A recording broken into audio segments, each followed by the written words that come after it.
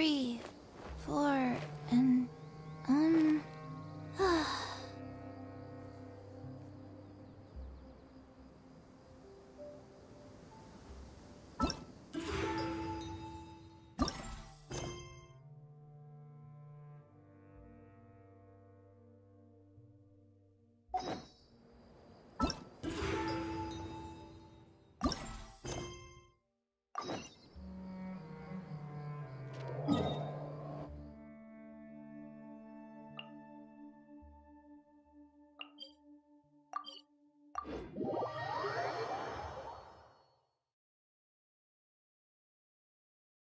bamboo shoot, nascent bamboo shoot. Oh, this one's only just sprouted, and it looks super fresh. Paimon thinks this is the one.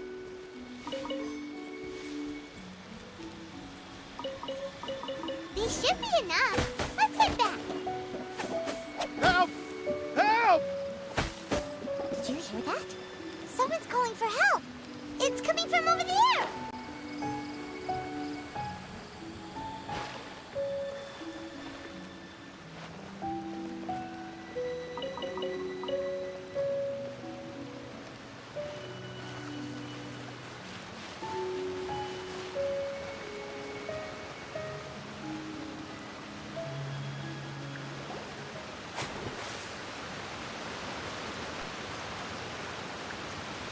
Are you okay?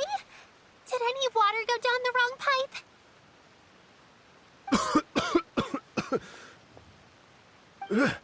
I think I'm okay now. Thank you so much. That was scary. Well, at least you're all right. All thanks to your savior here. Oh, a little girl? Greetings, everyone. My name is Yao Yao. It's a pleasure to make your acquaintance. Whoa, she's so well-mannered. My name's Paimon, and this is the Traveler. I'm Dvorak, a musician from Fontaine. I came through Stone Gate, intending to head towards Liyue Harbor, but then I became captivated by the beautiful scenery, and before long, I was completely lost. Just now, I was so mesmerized by the waterfall that I slipped and fell into the water. If it weren't for Miss Yao Yao's help, I shudder to think what might have happened. It's all right, Mr. Dvorak. The splashing around the bottom of the waterfall means the stone path is always wet and slippy. You definitely have to be careful. Next time you're exploring an unfamiliar environment, try to focus on what's right in front of you. Don't let your mind wander. As long as you watch your step, accidents like this won't happen anymore. Yes, ma'am. I understand. I'll remember to be more careful next time.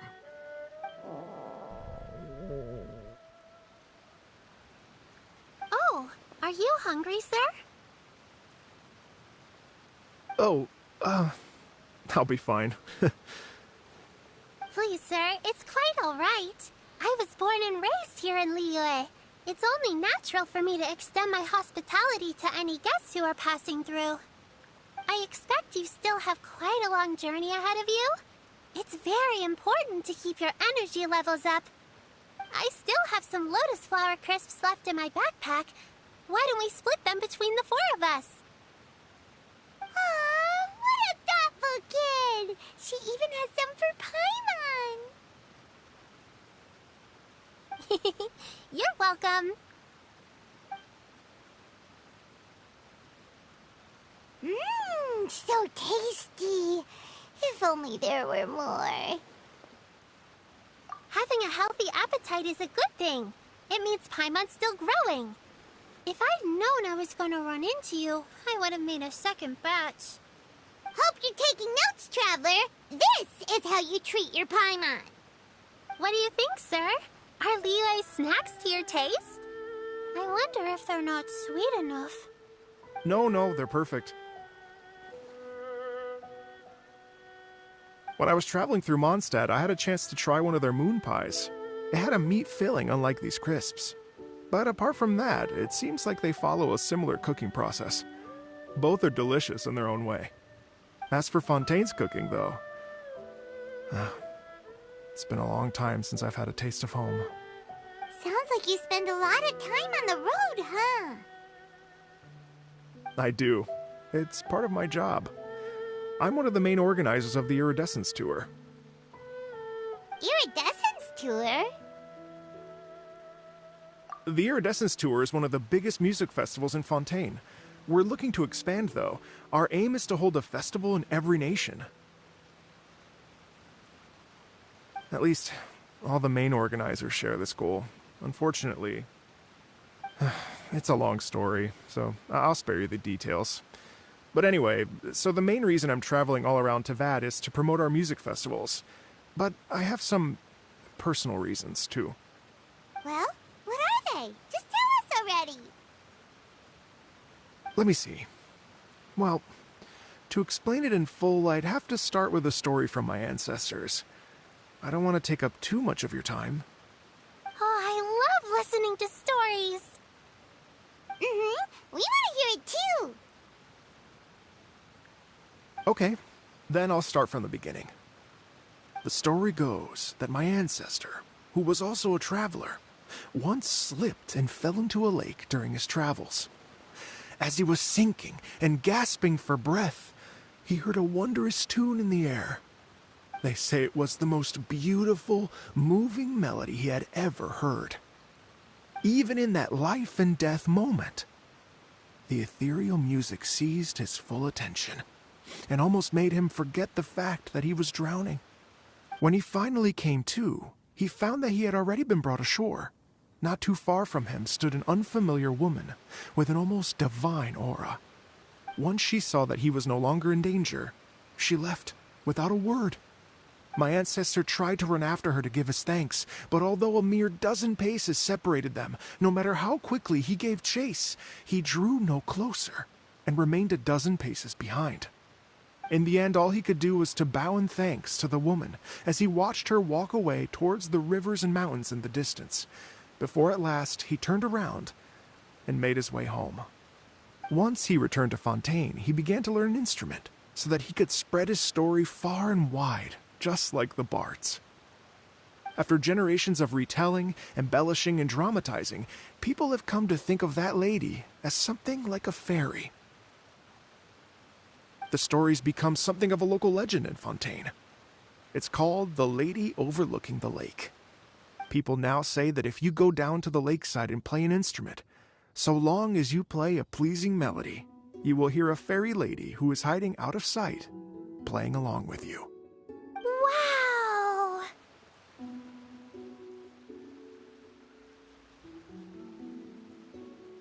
Exactly. It may just be a legend to others, but for me, it's a real part of my family history. I wanted to find out the truth of this tale, so I decided to retrace my ancestors' steps and search for that lady's modern-day descendants. Of course, there's no way of knowing where my ancestor fell into the lake all those years ago, so I always knew that the search would be akin to looking for a needle in a haystack. I've spent many years on the road now, and I'm nowhere near as fit as I was in my youth. The wish that I've spent half my life chasing after has now become something of an obsession. I haven't lived half of my life yet, but still, I understand how you must feel. Paimon too! It's like... imagine if you saved the center of a lotus flower crisp, which is the best part, by the way, because you wanted to eat it another day, but then suddenly, sploosh! It falls into the water, never to be seen again! Paimon would definitely remember that for the rest of her life. There's no need to feel sorry for me. I've made some progress over the years. For example, I've concluded that the story must have taken place in Liyue. Oh, so you finally found a lead? Yes, in fact, that's an intriguing story in and of itself. I'd always known that Mondstadt is the city of song and freedom, but more recently, I heard that the Anemo Archon returned to Mondstadt for a festival in the fall, and learned that he himself is a patron deity of music. So I prayed for the Anemo Archon's guidance in the Mondstadt Cathedral, and as soon as I set foot back outside the front gate, I noticed a cluster of leaves being blown in the wind further and further west, towards Stone Gate. A friendly local told me that this meant the wind was guiding me in the direction of Liyue, so I followed their advice and made my way here. Right? You get it. I knew I'd find someone that agrees with me eventually. Are you sure? It sounds a bit too much like one of those fake legends told by those treasure hoarder guys to scam gullible grannies from Jingsa Village. Rex Lapis has returned to the world! Just give me some incense and a little more towards the travel fees, and I will pass your gift on to the Lord of Geo, and ask him to keep you and your family safe and well, and so on and so on. Don't worry, Yao-Yao. We have a lot of experience with deciphering omens and stuff. And anyway, you only got scammed if you handed over Mora, right? Actually, to express my gratitude, I did spend rather a lot of Mora on several bottles of fine wine, which I left at the Statues of the Seven along the way. Oh dear. Well, how about this, ladies and gentlemen? Why don't I bring you all to Yujing Terrace to see Miss Ganyu? I don't know very many people, so I can't help you out much. But Miss Ganyu and the Qixing know just about everything. If you've been scammed, they'll help you get your Mora back. And if the wind was telling the truth, and you want to keep looking for that lady's family, they'll be the best people to ask.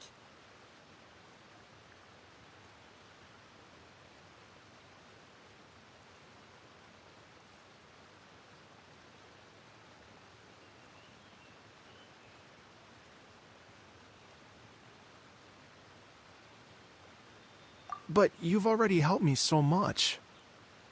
Well, I was gonna take some new medicinal herbs and plants I picked to Miss Ganyu anyway, so it's no trouble at all. You know what? It's been a minute since we saw Ganyu too. It should be nice to pay her a visit before Lantern, right?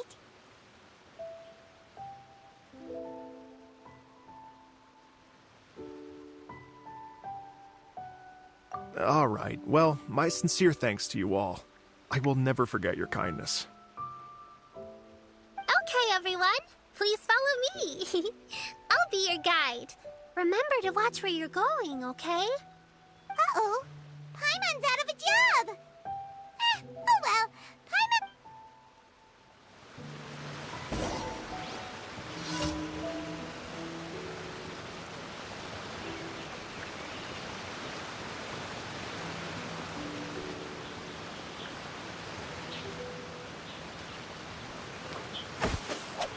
Faster?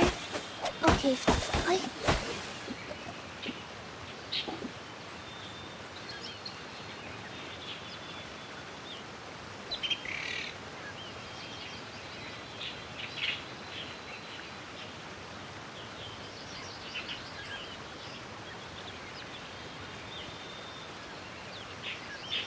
One, two, breathe. 3, 4, and...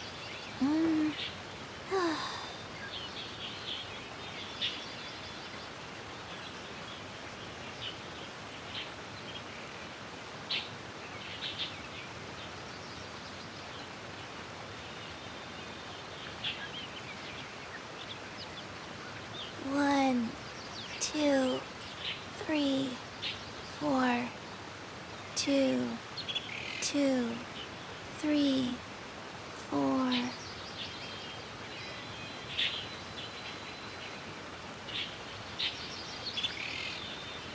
One, two, breathe. 3, 4, and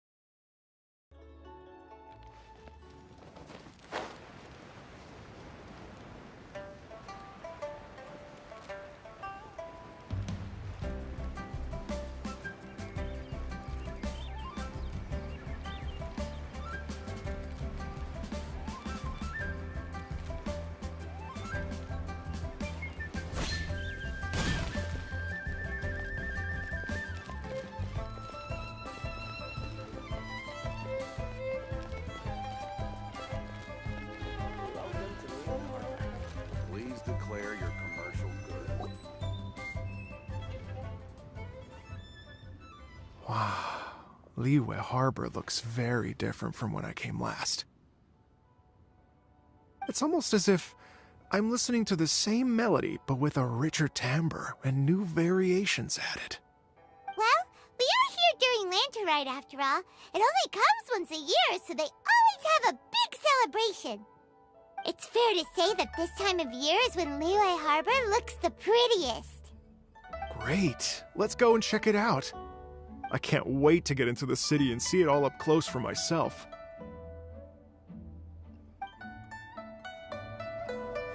The streets are breathtaking.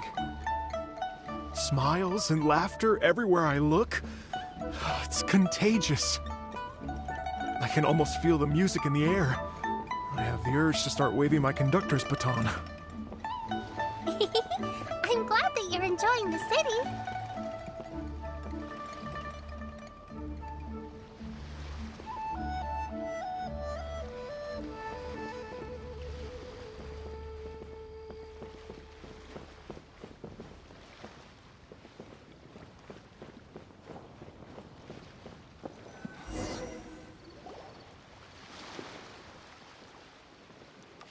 Hey everyone!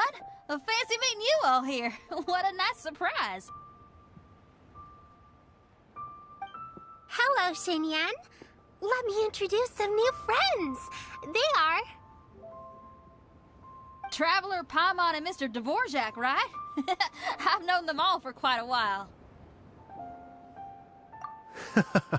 When I was last here to advertise a Liyue stop for the Iridescence Tour, Xinyan was one of the few people willing to give me the time of day.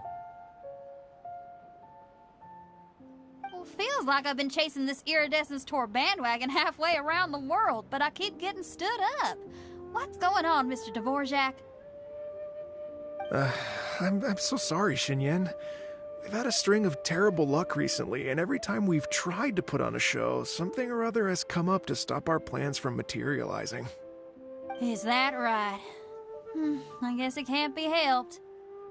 So, what brings you to Liyue Harbor at this time of year anyway? Thinking of putting on a music festival during the Lantern Rite celebrations? A Lantern Rite music festival? Yes, please! No, I'm actually here on personal business this time. Oh, so no Lantern Rite music festival? I mean, that's not just up to me. Hosting a music festival takes a lot of funding and personnel. Moreover, I've never worked with the Liyue authorities before. Even if I... Wait, but we're going to meet the Liyue Qixing, aren't we? And they're the ones in charge. Uh-huh, that's right. Miss Kuching and Miss Ningguang can make anything happen. You mean... what? This is the perfect opportunity! Well, sure, it might not work out, but it can't hurt to bring it up as a suggestion. That's the spirit! See? Even the Traveler agrees with me. Mr. Dvorak, don't let yourself be put off by the fact that a few things haven't worked out recently. As for the performers, I can put you in touch with some local artists. My friend Yunjin is a well-known opera singer in Liyue. With her support and a commissioned song from the Yunhan Opera Troupe, we should be able to get something going. But what about you, Xinyan? Are you just going to sit this one out? What do you take me for? If we actually manage to make the Iridescence Tour Lantern Rite Grand Concert a reality, you think I'd let anyone else perform the opening act? Wow! There's that rock and roll spirit! What do you say, Mr. Dvorak?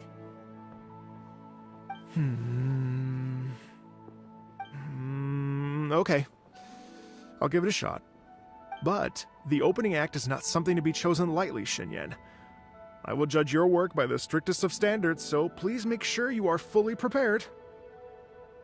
Are you kidding? I thought you'd never ask. Whew, guess my shopping time's getting cut short. I'm gonna head back right away and start working on this. Yao Yao, if you run into your senior on the way to the Qixing, please send her my regards. Okay, I promise I will. Good luck with your music, Xinyan. You've got this, Xinyan! So about the senior of yours Xinyan mentioned just now, is that anyone we know?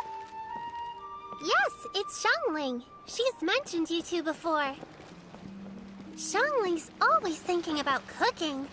Whenever she gets scrapes or burns, she just leaves them to heal by themselves. She definitely needs someone around her to look after her. I know you must have looked out for her a lot too in the time you've known her. So, thank you for that.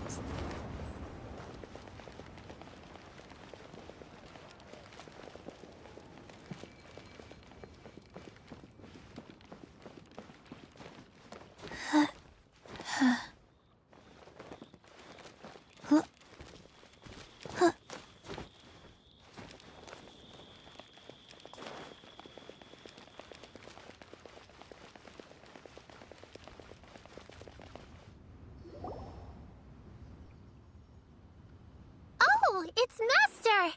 Is it okay if I go and say hi to her?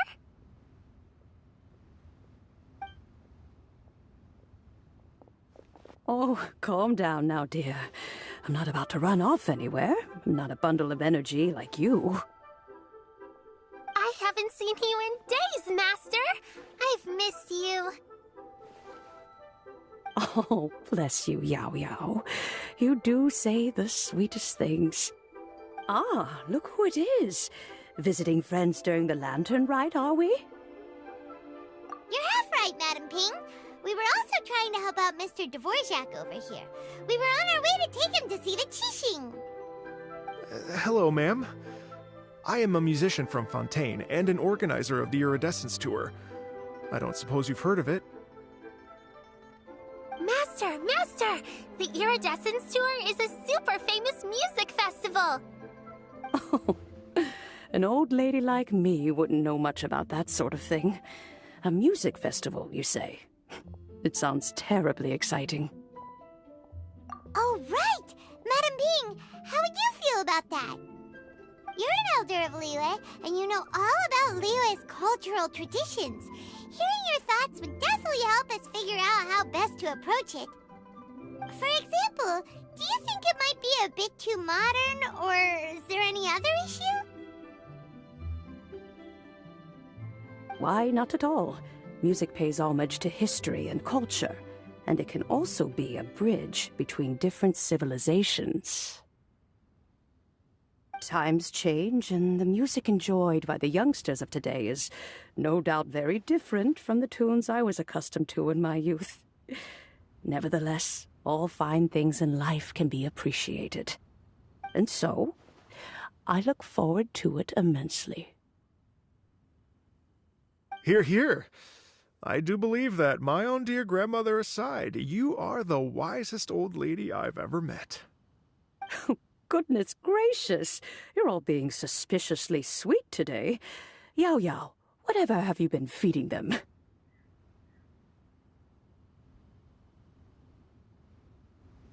Master, you're in such a great mood today. You're even cracking jokes with the rest of us. Oh, well, I'm sure you must have plenty to be getting on with, yes? Run along now. Don't let me hold you up. Thanks, Madam Ping. We'll see you again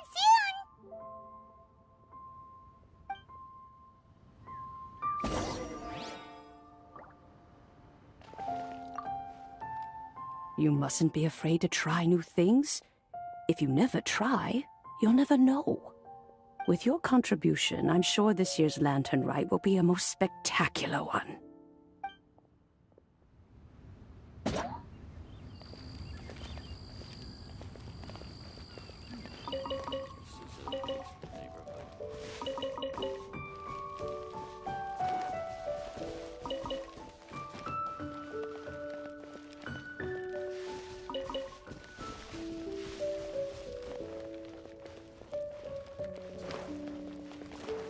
Faster? Okay, faster.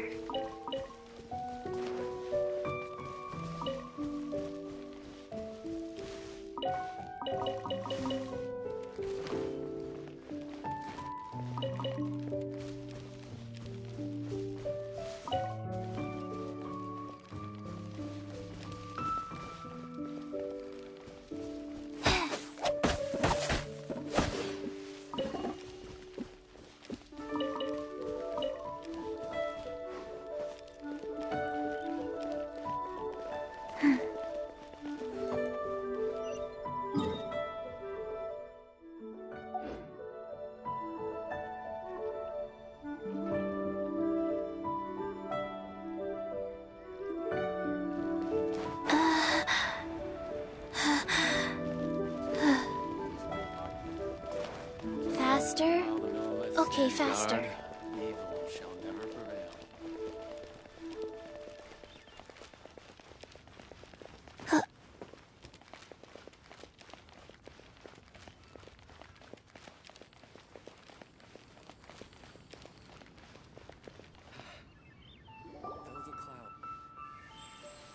And when you meet with the Ministry of Civil Affairs, please remind them that the festivities are not an excuse to procrastinate their work.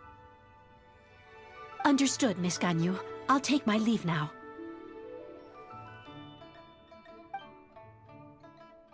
Ganyu! What brings you here, Yao Yao? I've brought all the medicine you asked me to pick for you. Oh, and here's a pack of sweet flower seeds as well. Also, these dried Chingshin leaves make a great pot of tea that's very good for you. I know you've had a lot to deal with at work recently, but you shouldn't push yourself too hard. If you're not careful, you'll end up falling asleep in the grass again. Well, this is weird. It's like a responsible younger sister talking to their disorganized older sister.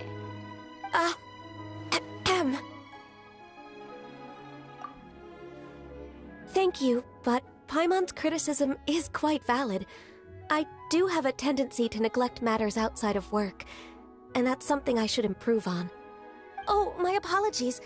I don't believe we've been introduced.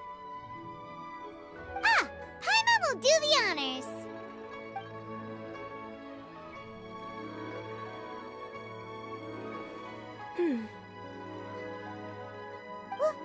What's wrong? Did Paimon go over everything a bit too fast? It's definitely an ambitious plan. If there's anything you didn't quite catch, Paimon's more than happy to go over it again.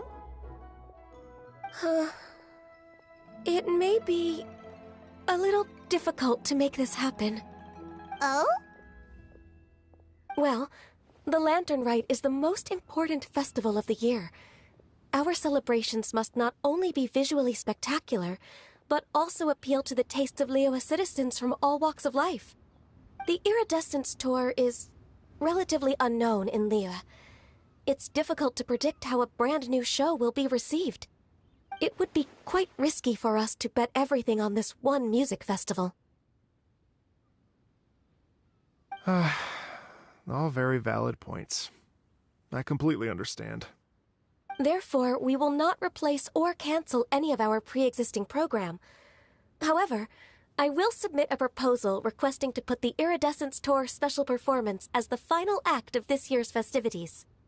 Some live music will certainly add to the festive atmosphere on the night of the Lantern Rite. As for the venue, let's reserve a space at the docks. Yes, my thoughts precisely. Now I just need to take some time to give this proposal some polish. As long as I clearly lay out the pros and cons, and highlight the key points of the proposal, given that Ping and the Traveler have both given the idea their blessing, I'm confident that Qixing will be sure to give it serious consideration.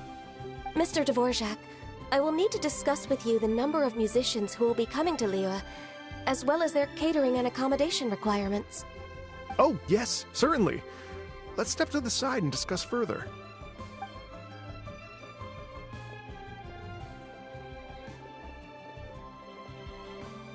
As soon as there's work to do, Ganyu's as diligent as ever. I couldn't agree more. Master once said that everyone has things that they are good at and things that they are less good at. So, with that in mind, Ganyu shouldn't feel compelled to become perfect at absolutely everything. I'm good at taking care of people, so that can be left to me. Wow. Hey, Yo-Yo, can you take care of Paimon too? Paimon's getting hungry again.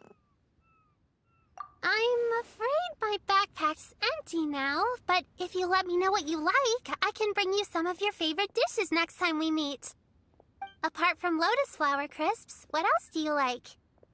Anything sweet, and anything that's made from slimes.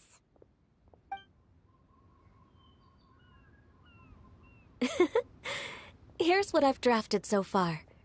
Anything else you want to add? No, this is excellent.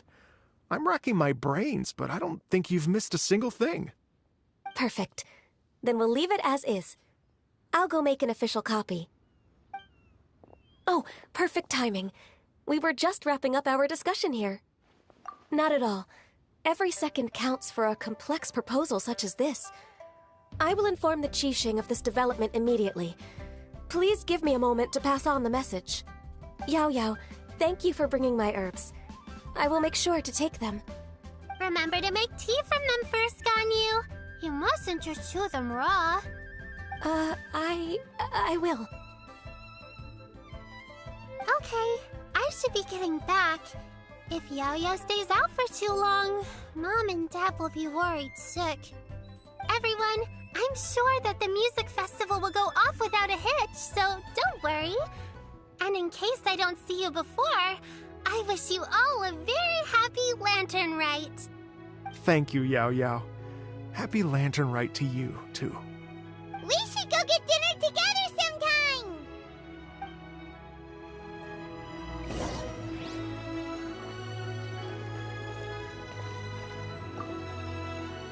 That lady I just talked to, Ganyu, she really thinks of everything.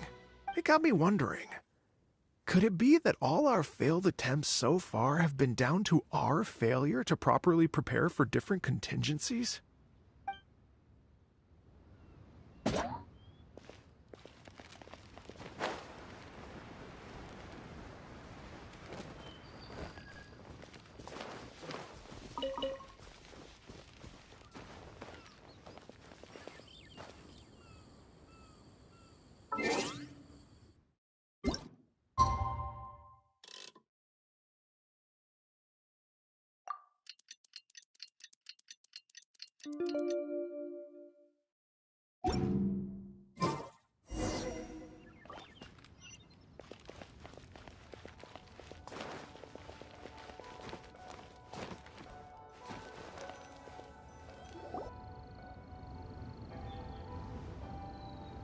Greetings, Traveler, Paimon, and Mr. Dvorak.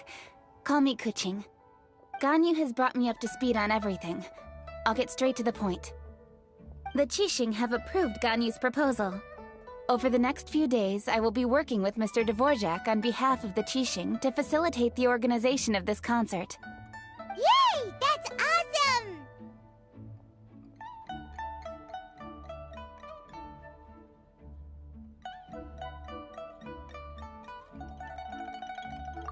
Please. The Qixing have a duty to deal with matters such as these. We have merely moved things forward to the next step. On a more personal note, I am an avid supporter of all things new and innovative.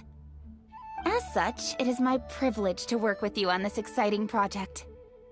Thank you so much, Kuching. I'd become quite discouraged after our recent failures and was expecting the same outcome once again, so I didn't dare to get my hopes up. Never in my wildest dreams could I have imagined this going so smoothly. It's like a dream come true. Right, time for me to call in the performers. To stage a concert at a high-profile event like this is a rare opportunity. We'll make sure it's a night to remember. Yes! Our music band's finally getting fired up! Yes, indeed. I know exactly what I'm doing from here. For a musician, music will always be the language they are most fluent in. Oh, that. That can wait for another time. Oh. Ganyu? What's wrong? They told me all about Mr. Dvorak's situation, but I was so engrossed in drafting the proposal that I forgot all about it. Oh, that's quite all right. I don't even know what the person I'm trying to find looks like, so it was always going to be a long shot. Don't worry about me, Ganyu. Your time and energy are needed elsewhere. I'm sure you already have plenty to deal with between this concert and everything else going on during the Lantern Rite. Thanks. It was just that I had a few initial thoughts when I heard your story. For instance, I wonder if this lady your ancestor met might have been an Adeptus. What do you think? To tell you the truth, Mr. Dvorak, I am somewhat related to the Adepti myself. I am part human and part Qilin. The Qilin is an illuminated beast. I know how important your quest to get in touch with your roots must be to you, because I've been there myself before, trying to find out where I belonged. Did you say the Adepti? And you're illuminated beast? Part Qilin? Are you telling me all the rumors of the Liyue Adepti are real? So it's not just artistic license? You bet they're real! Trying to track them down is tough, though. Like Julian Karst itself. There's nothing specifically stopping you from going there, but getting in and out of there is quite an ordeal. Yes. Anyway, if you're looking to uncover a lost melody or shine light on a forgotten aspect of Liyue's cultural history, I'm probably not the best person to ask. But if it's a person you're looking for, then I just might be able to help. I see. I think I understand the situation now. In that case, Ganyu, shall we divide the work between us? Yes, that was also my thought. Great. So Mr. Dvorak and I will concentrate on things here in the city to make sure the concert goes according to plan. In the meantime, Ganyu will reach out to our network and try to find the person he's looking for. How's your workload at the moment? Will you be able to make time? I can probably get through everything in 2 days, as long as I don't sleep. Wait, what do you mean, as long as I don't sleep? Even for someone with illuminated beast blood in their veins, working for such an extended period without a break will take its toll on your health. Somehow that does not sound persuasive coming from Kuching.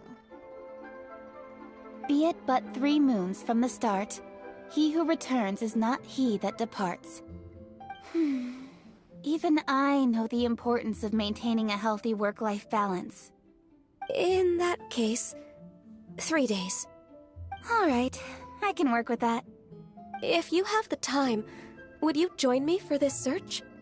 You're well known to many of the Adepti and respected among the people. I'll feel much more at ease with your company. Okay, then let's meet back here in 3 days. Watch this space, Mr. Dvorak. We'll get to the bottom of this. You're all so helpful and kind. Just think. Imagine if we found the Adeptus lady, or one of her descendants, and got them to come to the performance. Wouldn't that be amazing? It'd be such a happy reunion. And that's exactly what this festival's all about. You're right. Okay, I'm gonna pull out all the stops to make this lantern ride a true extravaganza. We should probably get going. Mr. Dvorak, could you come with me to confirm the site? Ooh, we're coming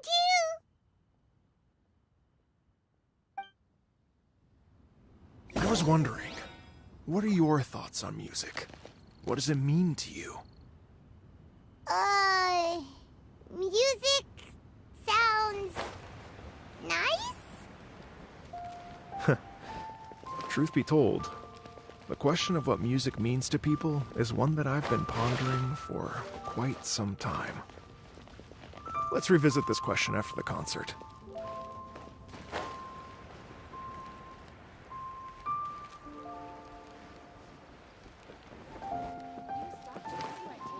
Faster? Okay, faster.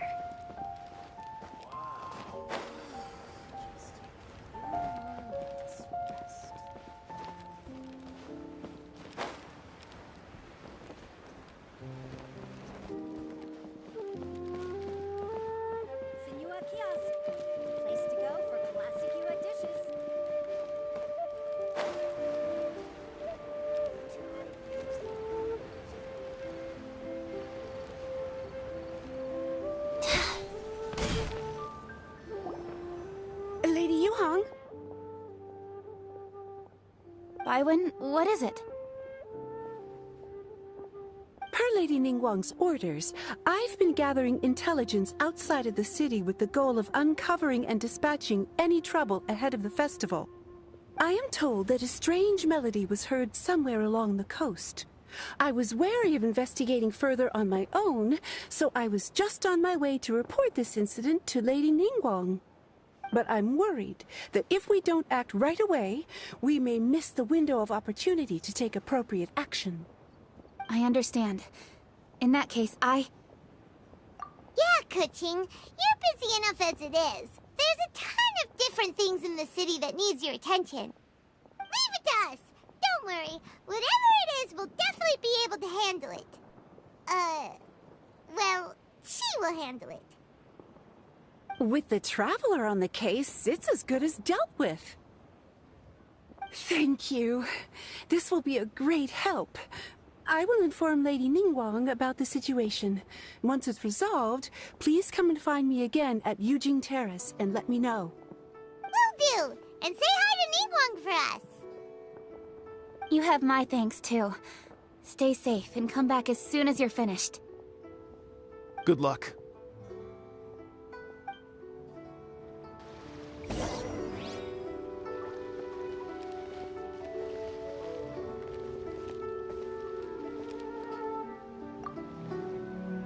She said she'll reach out to the Yunhan Opera Troupe? I see. Then I'll arrange for a rehearsal venue and accommodation as soon as possible. Everything should be ready tonight. Many thanks, Kookiez. You know, I once heard someone from Liyue describe a person as swift as lightning and agile as the wind. At the time, I thought it was a curious expression, and I had a hard time piecing together a mental image of such a person. But now, having seen Kookiez in action, I honestly can't think of any other way to describe it. It's such a vivid and expressive phrase, a testament to the richness of Liyue's culture. You're too kind, Mr. Dvorak.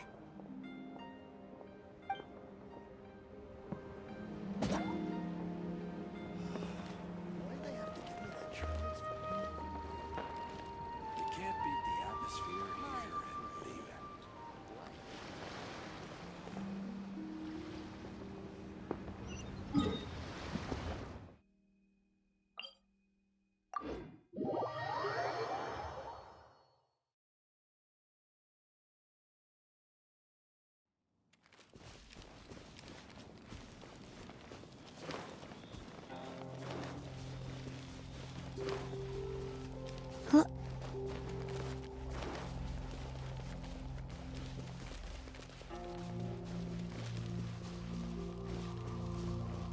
Go.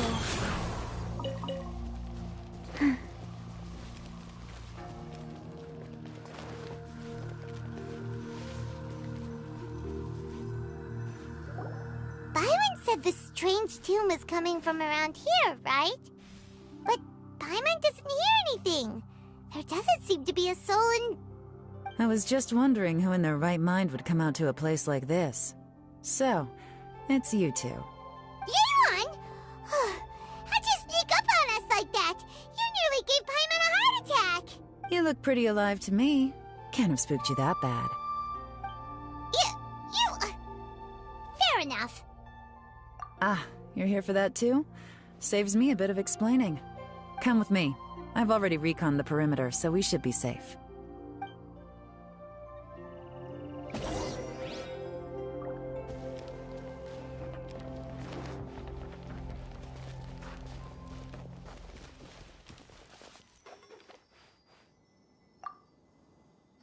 The doors and the windows are all fine, so there definitely wasn't a break-in.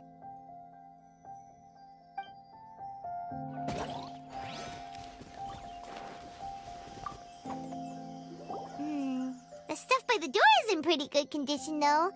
It can't have been too long ago that someone was last living here.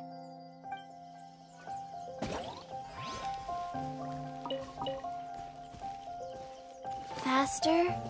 Okay, faster.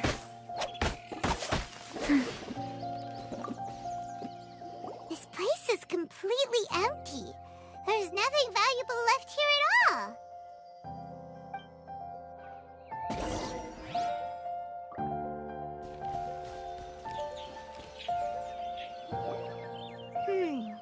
How strange. It looks like it's been looted, except for the fact that there's no sign of a struggle. The bad guys could have sneaked in while the owner was gone, but then how do you explain why the door and windows are intact? Seems you've done a pretty thorough inspection. So, any theories on what might have happened here? Yeon, you didn't hide some of the evidence from us on purpose, did you?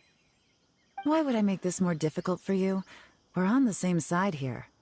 Okay, well... Paimon gives up then. Paimon's got nothing. What about you? Give up as well? Your instincts are pretty good. Or perhaps it's not instinct. The strange melody is one of the few pieces of information you have available, after all. Let me share a folk story with you. A long time ago, there used to be a group of bandits in the Liyue countryside who would sound a horn every time they were about to raid a village. But it wasn't a rallying cry to rouse their fellow men. It was a disconcerting tune, meant to intimidate the weak and warn them of their impending doom. To escape with their lives, the villagers would abandon their homes and flee overnight, taking only their most valuable belongings with them. Everything else was left behind.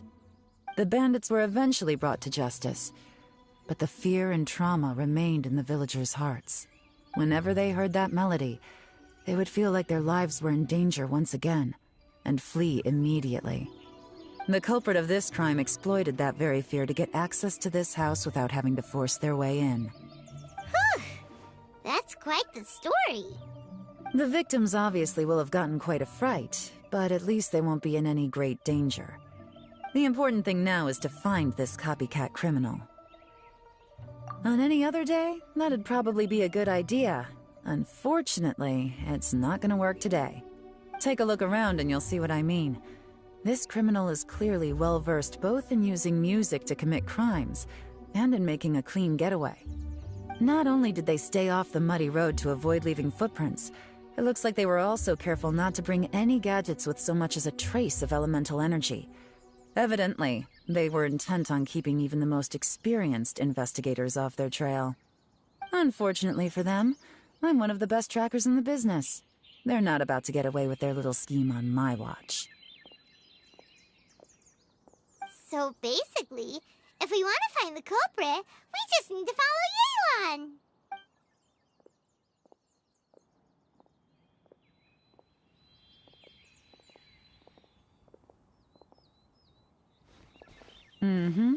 As long as you can keep up. Since the culprit's trying to be cautious and low risk, I'll bet they left through an area with some vegetation for cover, but not so much that it would slow them down.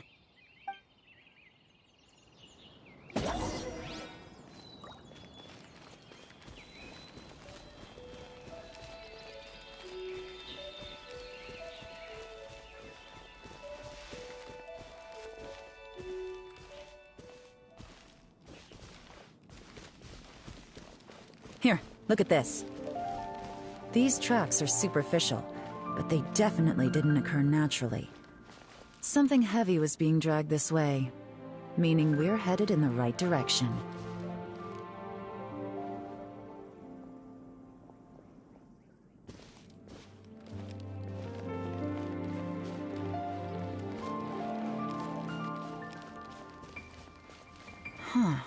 Their pace has increased. Normally, people carrying a heavy load slow down as their journey goes on and they start to tire. Whatever's motivating them to speed up must be psychological. For instance, reaching the home stretch.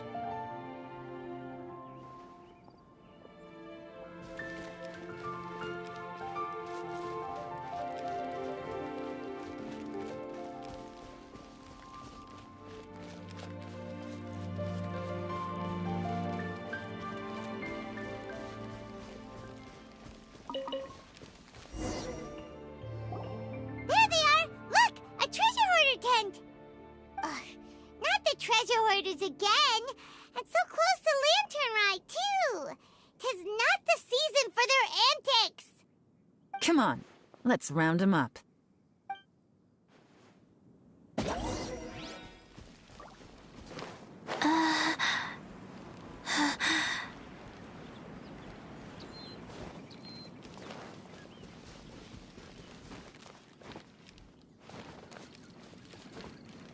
Faster? Okay, faster.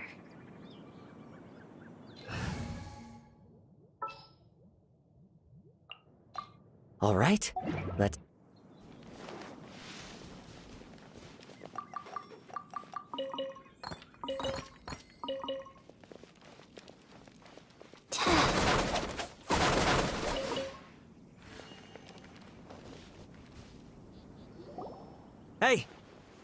are you?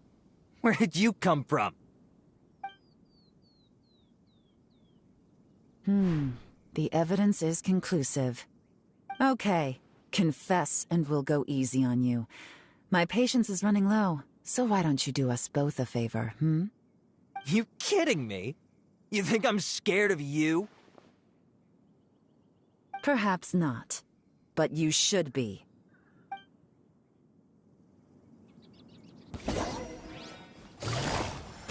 Busted. Curses. Seems like you're not all talk after all. There's no going back now. Better up my game.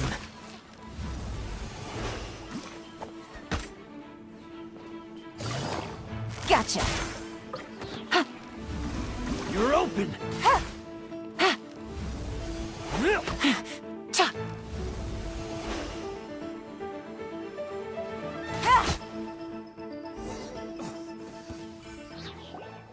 Mercy! Have mercy! Oh, it's a little late for that. I've come this far, I might as well finish the job. I surrender! I surrender, please! I'll do whatever you say. Please have mercy. Tell us everything. You have one chance, and I'm warning you. Don't make me ask twice. I won't, I swear. So Lantern Right's nearly here, and like a lot of people, I wanted to buy a few nice things.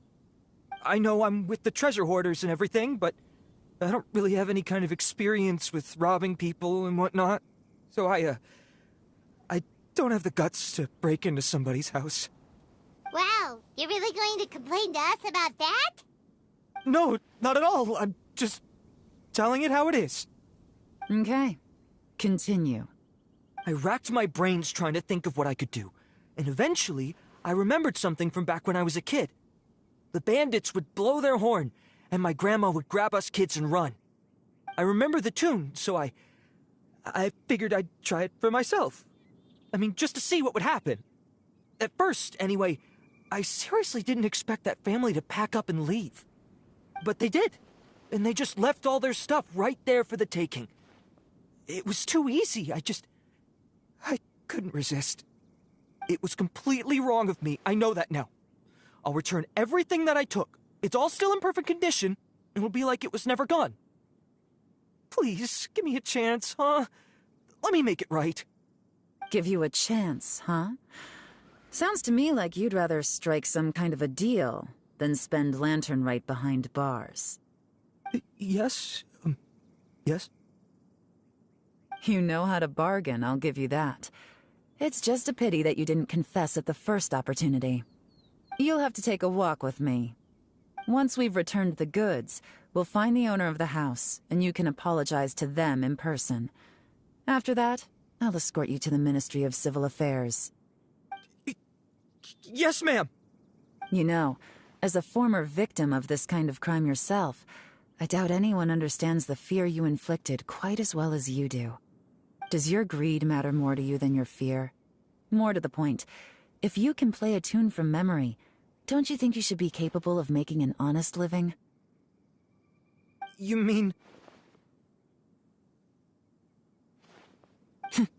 That's enough hints for you. You'll have plenty of time to reflect on all of this yourself.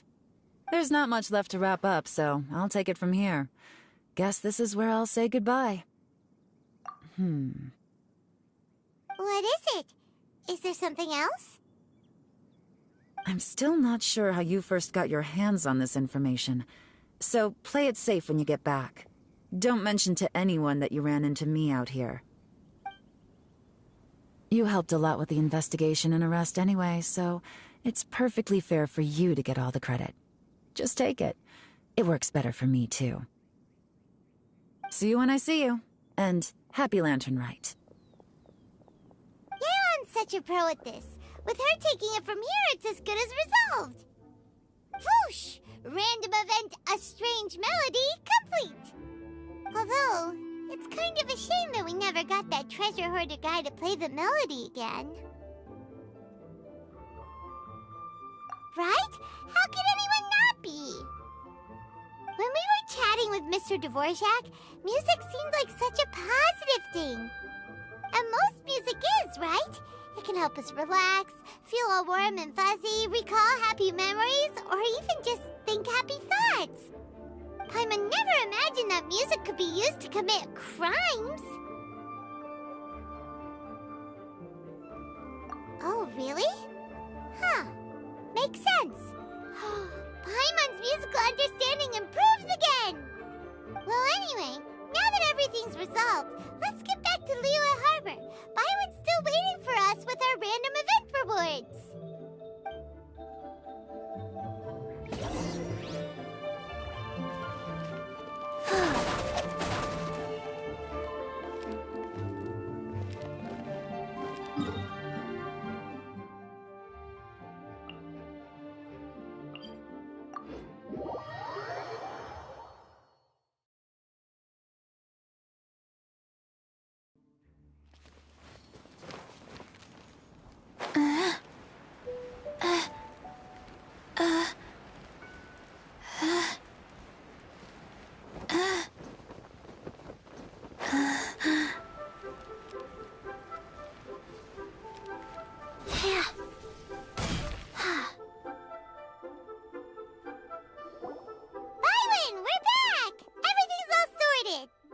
That's great news!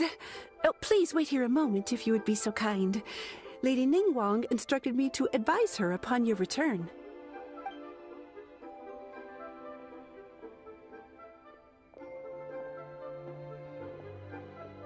My greetings to both of you. Long time no see. No need to be so formal with us, Ningguang. We've known each other for a long time now. You must be super busy with all the preparations for Lantern Rite. Don't mind us. On the contrary, I think it is those that I have known longest to whom I should extend the greatest courtesies. Alas, on a different day, I would invite both of you inside for some tea and a brief respite from your travels. But you're quite right. Trivial matters aside, there's no escaping the fact that we have a grand concert to organize. Once the performance itself is over, we'll then need to invite the representatives of the Iridescence Tour for a discussion on future collaboration opportunities. The financing arrangements alone could well entail many rounds of discussion. Simply put, there will always be work to do. Whoa, you're already thinking that far ahead? Well, we can discuss more current affairs if you'd prefer. I trust you saw this year's Mingxiao lantern at the docks when you arrived at the city?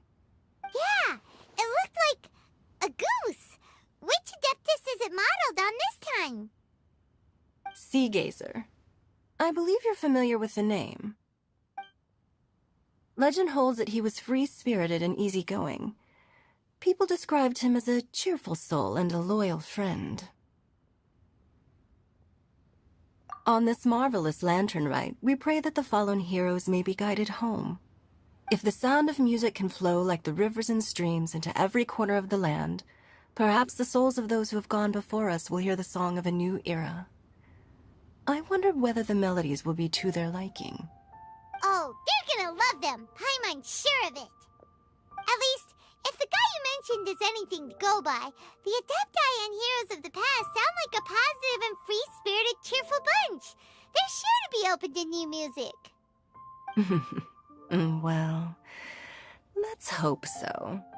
I heard that you'll be going on a search with Ganyu to find the descendants of a fairy lady from a Fontaine legend. I'm sure this quest to uncover the truth behind an ancient story will turn into a most charming tale. Do share it with me, won't you? I couldn't bear to miss out.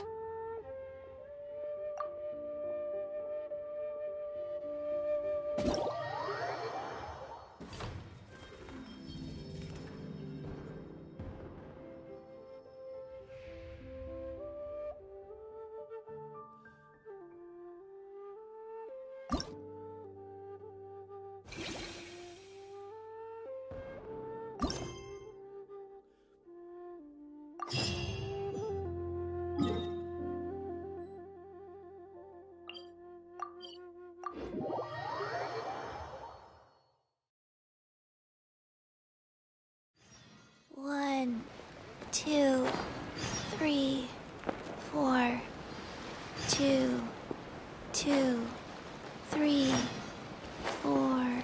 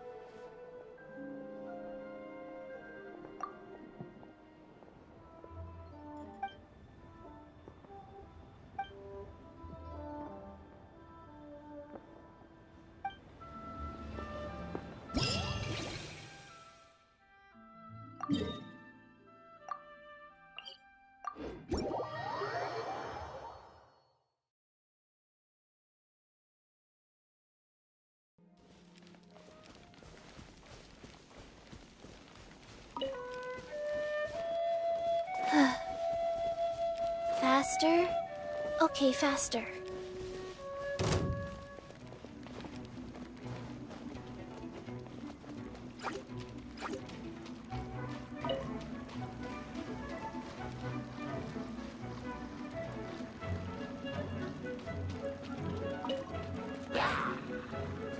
Life.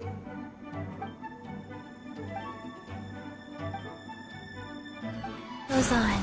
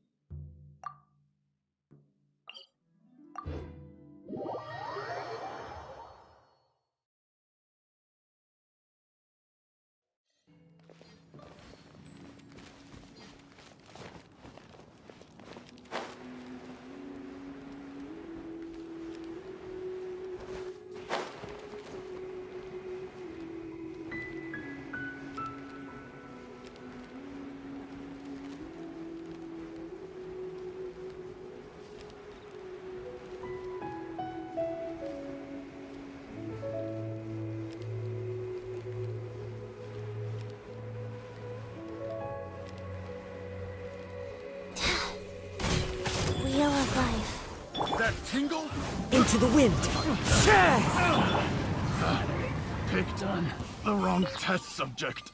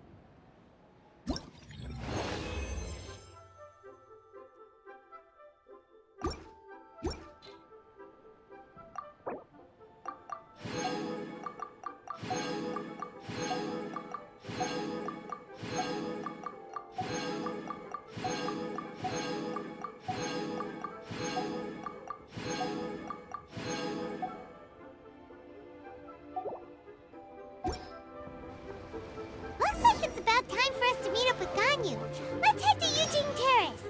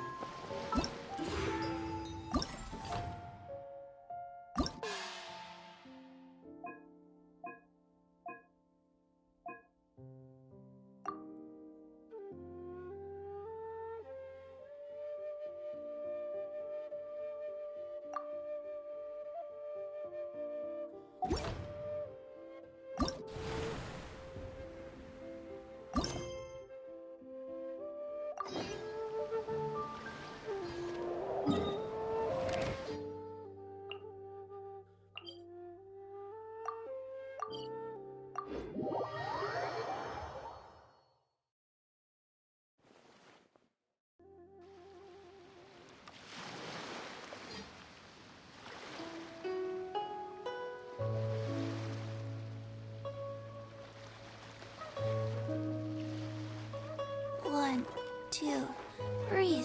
3, 4, and The waves are as calm as always.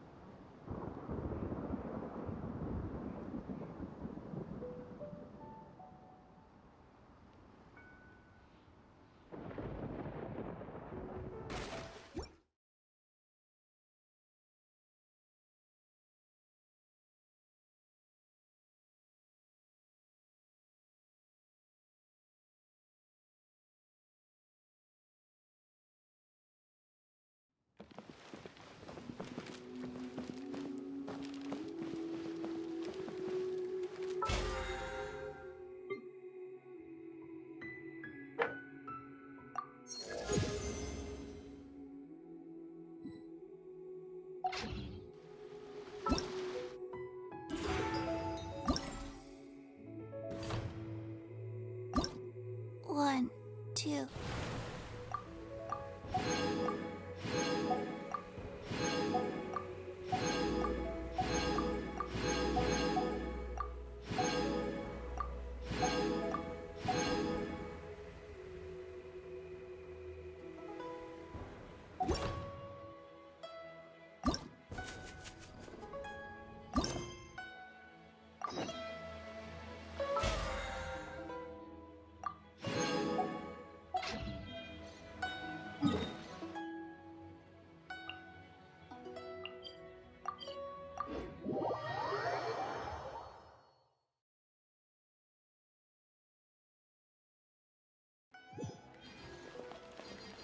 Faster?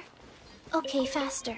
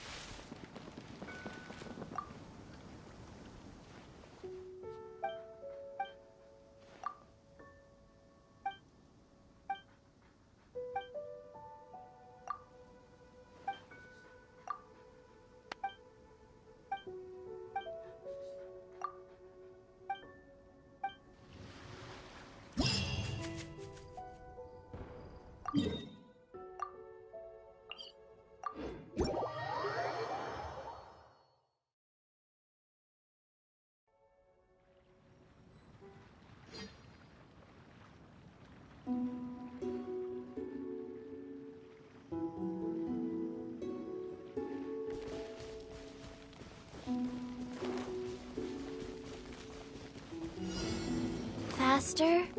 Okay, faster. Life goes on. Wind Strider! Fallen leaves, adorn my night! Don't blink! Hey! With sword comes shadow.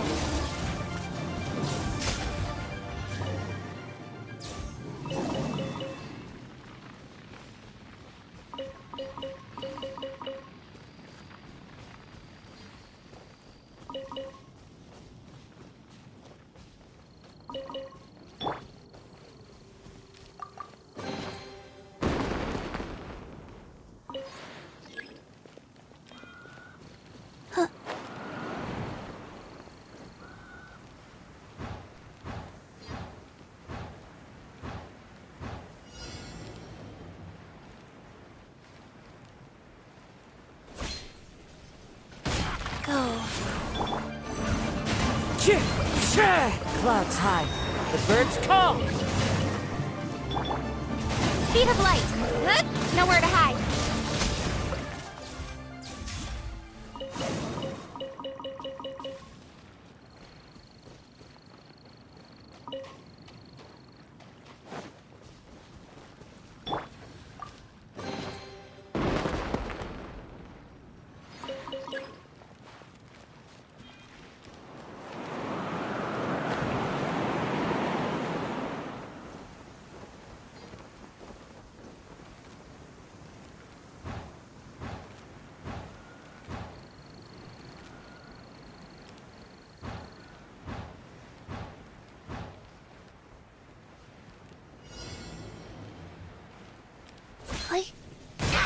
Wheel of life.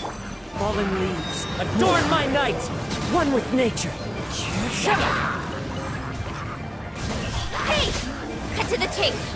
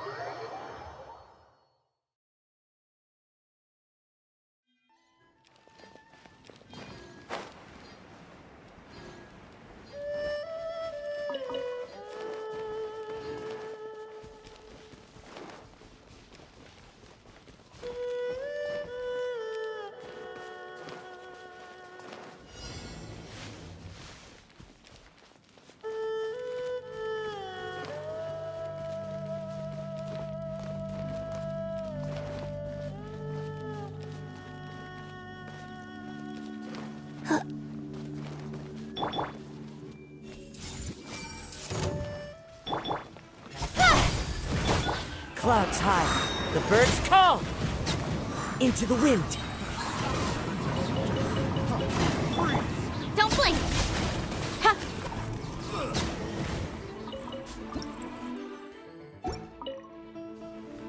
With sword comes shadow.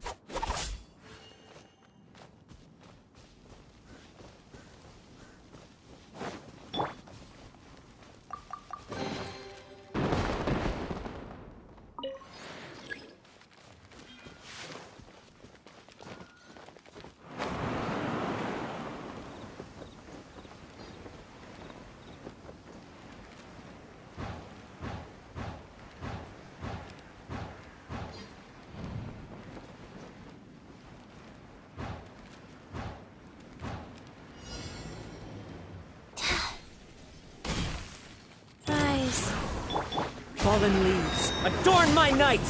Ugh. One with nature.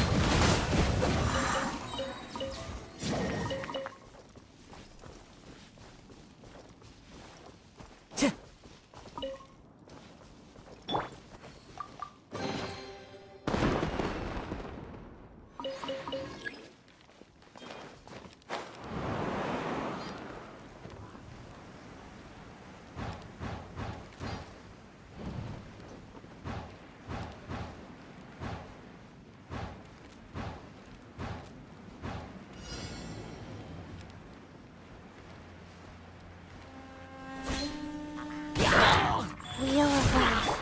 Clouds high, the birds call! Into the wind! Nowhere to hide.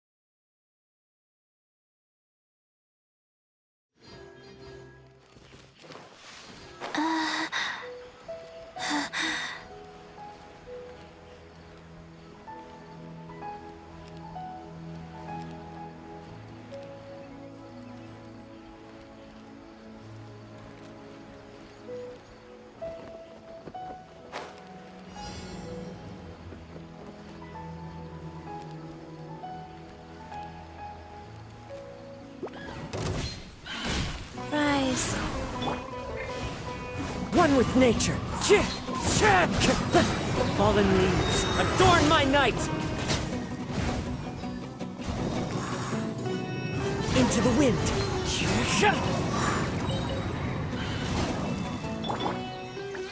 Everyone hold hands. The Temple of Wisdom. I'm so scarred. Clouds high, the birds call! The wind knows me.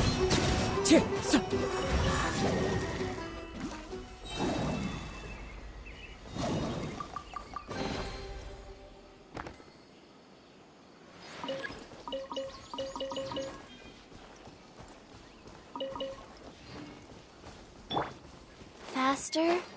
Okay, faster.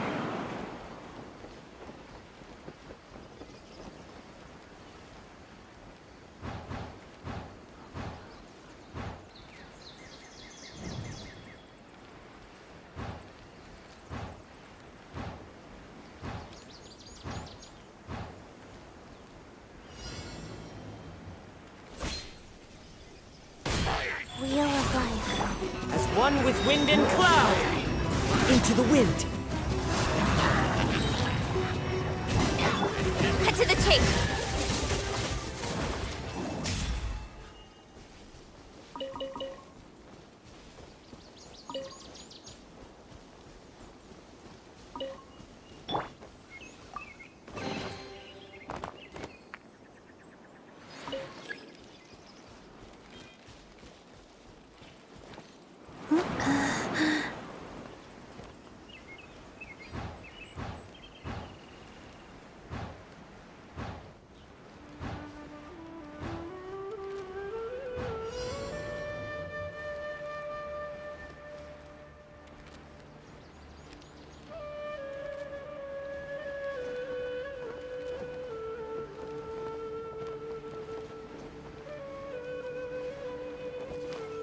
Life goes on.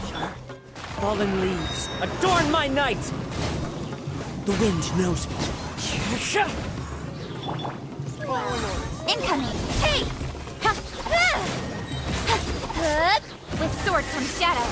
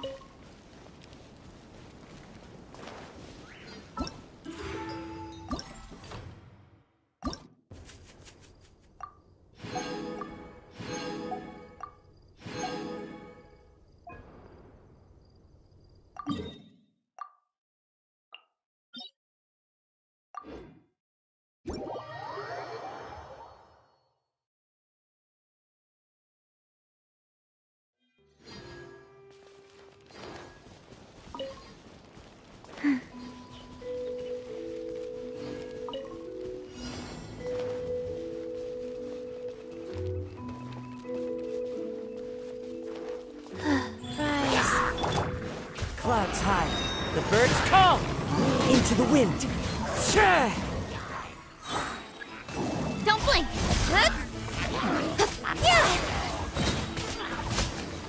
Incoming! Hey!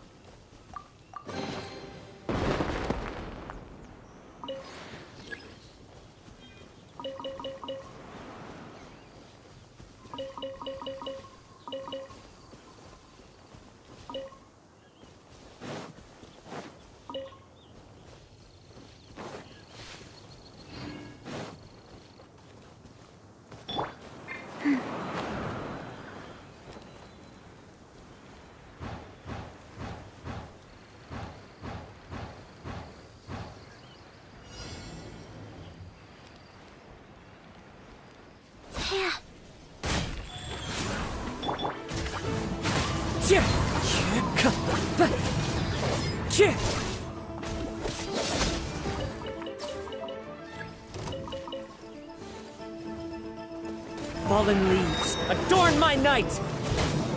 One with nature! Don't blink!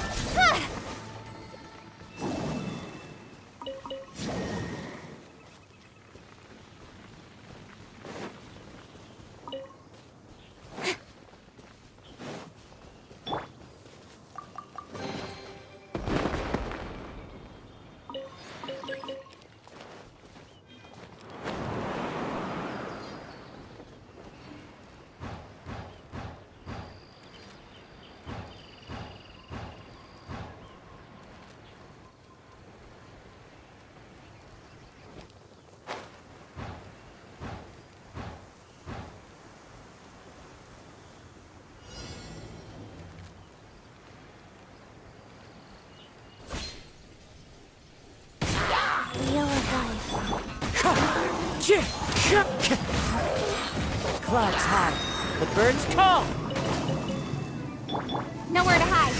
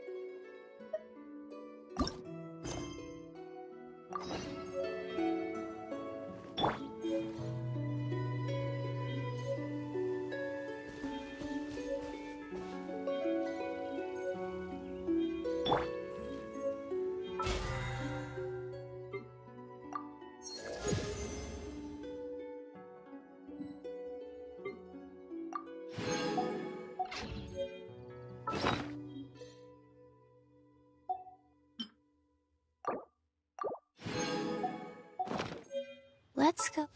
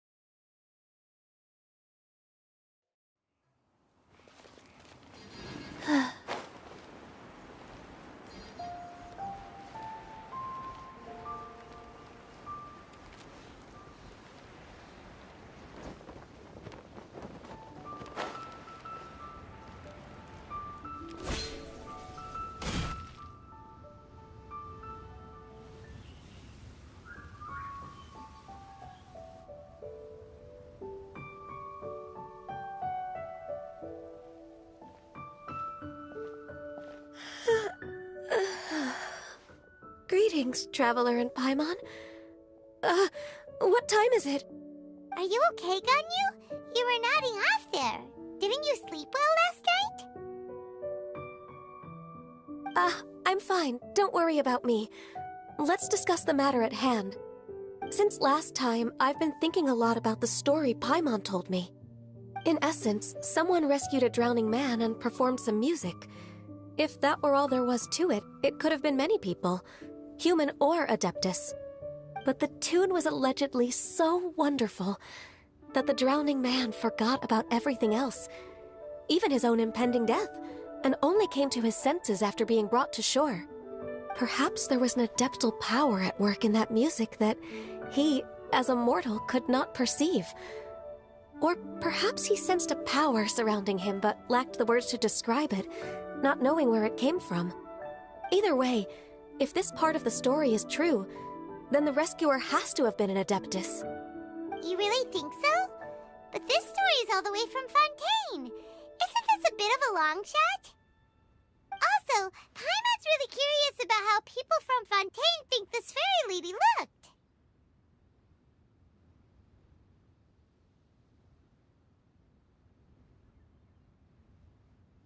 Then she looked just like Ganyu.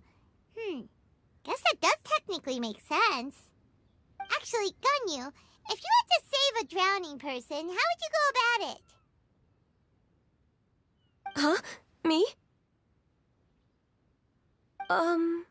Well, I'd get them to the shore, and then I'd probably hide behind a tree and watch them for a while. Once I was sure that they were going to be okay, I'd slip away without a sound. Got it. So basically, Ganyu's the type of person who doesn't like taking credit for her good deeds. No, it's not like that. I'm just not very good at explaining things. And I also find it really awkward accepting other people's gratitude. Well, what if this Adeptus in the story had a similar attitude? That would explain why she just left without saying a word. She was probably thinking something like, one was merely passing by and saw fit to address this egregious disruption to one's graceful zithering at once. You may keep your thanks to yourself. That was actually a very good impression of Cloud Retainer, Paimon. As far as I'm aware, Cloud Retainer isn't the most musically gifted. Still, we can't completely rule her out just yet. If we set off now, we could head to Mount Outsung and ask her about it. You'll be able to confirm either way if it's her, and I can, I've been in Liyue Harbor for so long now that I'm just not as familiar with the Adepti anymore. If there's anything we want to know about them, she's the best person to ask. Sounds great! And we're pretty close with Cloud Retainer by now, so we probably don't even need to bring her food this time, right? I've prepared a gift for her to mark the festival, just in case. However...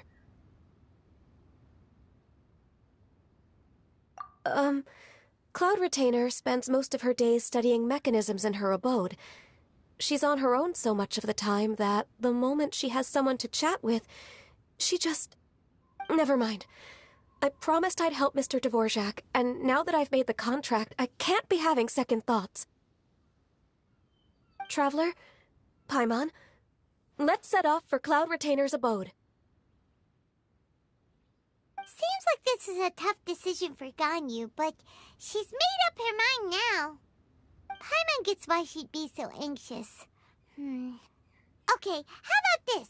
If Cloud Retainer tries to start telling stories about her again this year, we should pipe up and change the topic. Wait, did she leave already? Hey, Ganyu, wait up!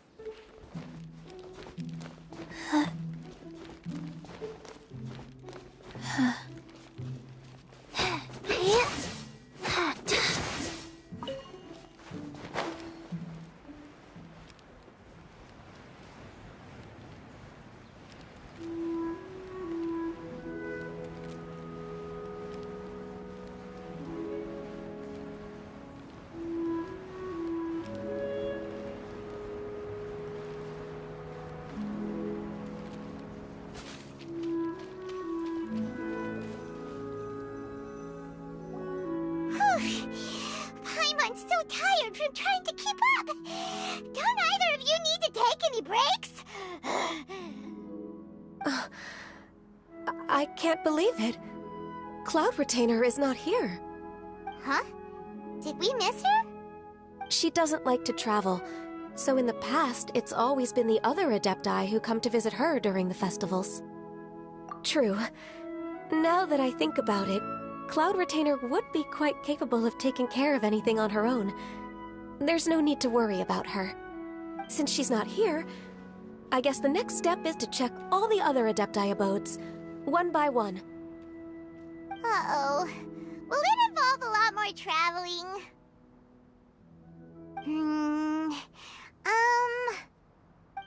Got it! Paimon has a great idea! Please go on, Paimon. Our goal here is to find the Adeptus that helped Dvorak's ancestor, right? We can't hear any music right now, but if she's really as nice as the story suggests, she'd definitely come to help anyone who was drowning, right? Yes, I think that's fair to say. So, all we have to do is get the Traveler to pretend to fall into the water, and the Adeptus will come to the rescue! You know perfectly well that Paimon can't swim! Paimon would sink like a rock! Just trust Paimon! The water's pretty deep over there! Quick, swim to the very center!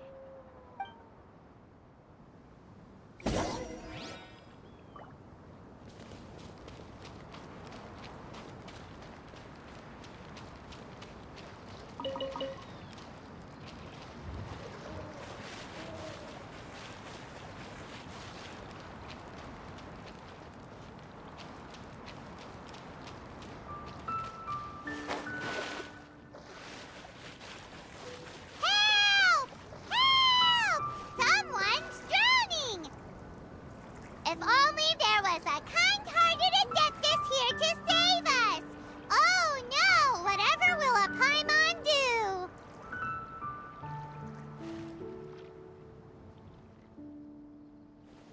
What is going on?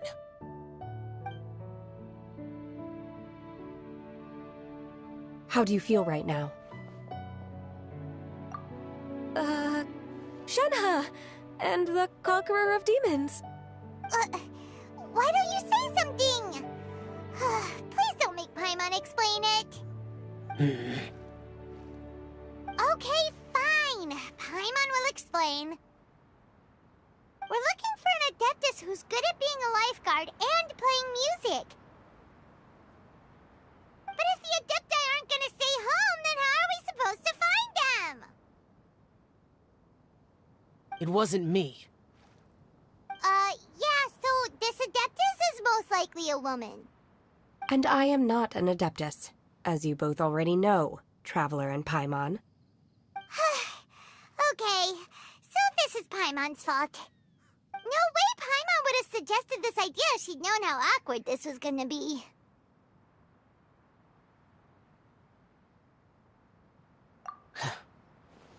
Glad you're okay. As far as I know, the one you seek is no Yaksha. And one last thing. Your actions here caused others a great deal of worry. Do not repeat them again in the future. As ever, the conqueror of demons comes and goes, just like the wind. Right.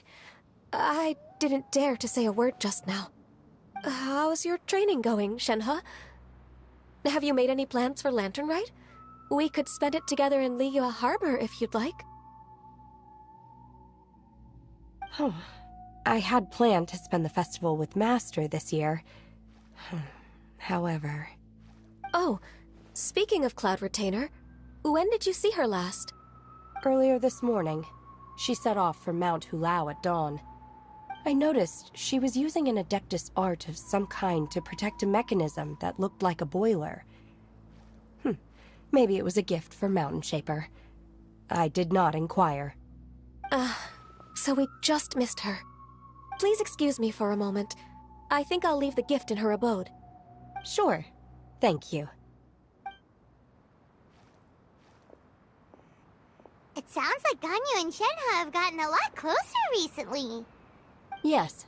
During the summer and winter, I continued to train with Master. In the other months of the year, I have been learning to adapt to human life in Liyue Harbor. Ganyu arranged accommodations for me in the city, and also recommended several work positions for me. But when I try to blend in by referring to her as Miss Ganyu or Lady Ganyu, like the others, she says I mustn't address her like that. Sometimes I'm supposed to copy other people. Sometimes I'm not. It's a little difficult to keep track of everything. Oh, is that what it is? Noted. So, you came looking for Master today because you wanted to ask her about the Mystery Adeptus. Is that right? Yep. Oh, speaking of that, have you ever heard any music while out training in the mountains? Music? What is that? It's... a kind of a happy or relaxing sound. Or, a nerve-wracking sound. Or even a terrifying one. Okay, I'm done. I also left her a note so that she knows where to find us. We won't miss her again. Yay! That's really helpful, thanks! We were just talking about this thing called music, and based on Paimon's description, I do believe I hear it every day. Please follow me. Oh, really? Great, let's go!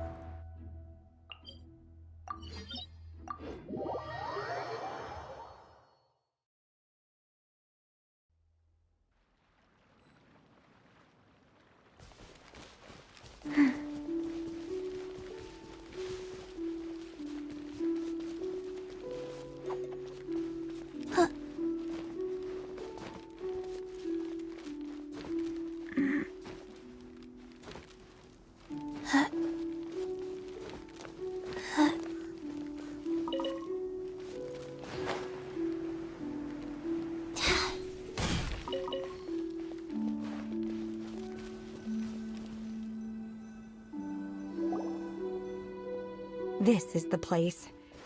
I enjoy training here to the sound of music.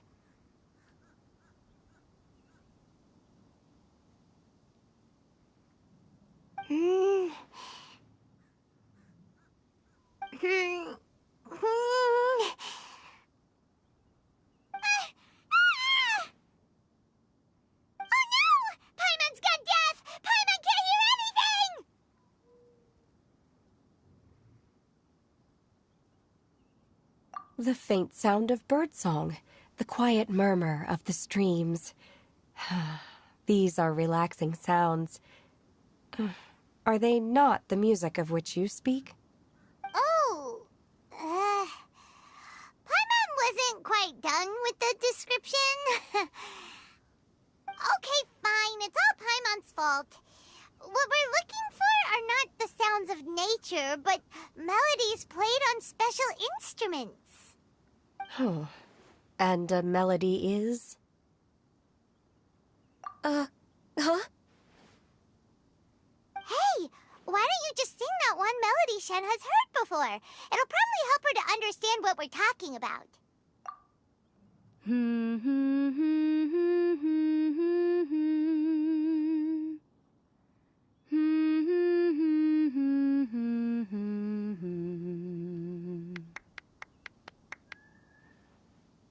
Oh, was that from the opera that Yunjin sang? That was a melody, and melodies can be called music. It felt like I was transported back to the past. In my mind's eye, I could see the Zhao lanterns lighting up the night sky again. We're all there, raising our glasses and drinking to our heart's content on the Jade Chamber. As I watched Yunjin's performance, I felt a warm sensation in my heart. And as the drink reached my stomach, it went from warm to hot. When you hummed that melody just now, feelings from a whole year ago came right back to me, as strong as they were on that day. So that's the power of music. Wow, Shenhe. That was so deep! Music definitely has the power to bring up memories. It's like a time capsule with all the special moments from our lives squished inside. What about you, Ganyu? Are there any melodies that have left a deep impression on you? I don't remember if my parents ever sang any lullabies to me. I know some local folk songs, and a few other things come to mind too. The songs of the sailors down at the docks, the little ditties that the vendors call out in front of their beloved shops, the tunes of folk artists performing on the streets. Yes, that's right. In the past, whenever I heard the sound of those tunes, I always felt that they were worlds apart from me. Nenny and Liyue probably view me as a non-human. And they are right, in the sense that I never could connect with humans' artistic expression and their sentiments. So I haven't been able to integrate into their community and be a part of their lives. At least, that's the view I held in the past. Only more recently did I start to realize that the only barriers are ones that I have erected with my imagination. The way those melodies make me feel isn't all that different from other people after all. They're about mundane details of everyday existence. Life's ups and downs, joys and sorrows. Even though we come from different backgrounds and have different stories to tell, when it comes down to the most common things that we see and experience around us each day in the city, in that sense, we're all the same. You go, Ganyu! You're really making progress. You have loads of friends in Liyue Harbor when you think about it. Like,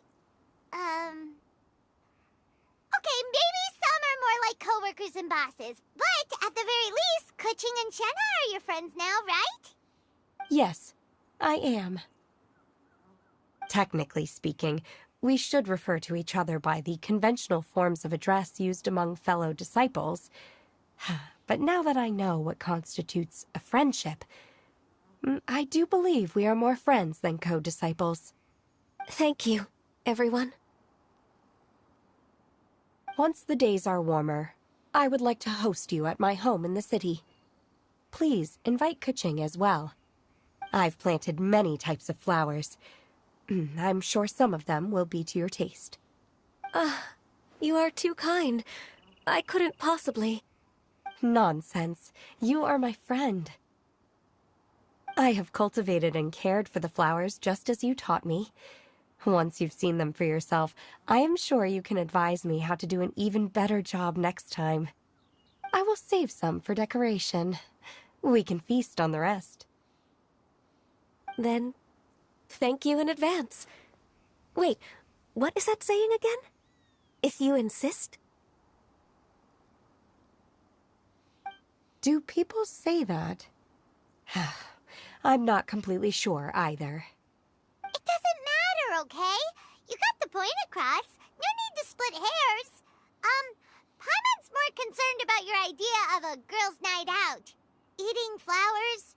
Really? Does this have anything to do with you both being the disciples of that illuminated bird?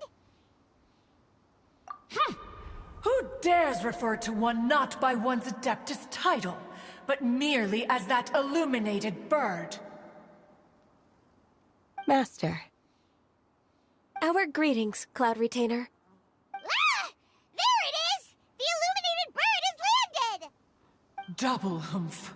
Now she has the gall to use it rather than she, even after being chastised once already? Barely a moment has passed since we last met, and yet your impertinence has reached new heights. Very well. If you refuse to learn your lesson, one shall scold you no further. One has received your message from Ganyu. On the matter of the Adeptus you seek, one suspects to know their identity. Well, shall one lead the way?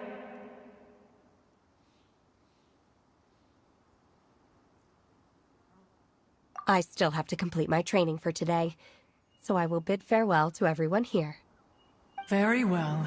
Await my arrival at one's abode later this night. On this special occasion, you should indulge yourself with some savory dishes. If you want to release a Shao Lantern, come and find us anytime. Thank you, everyone. Happy Lantern Rite to you too.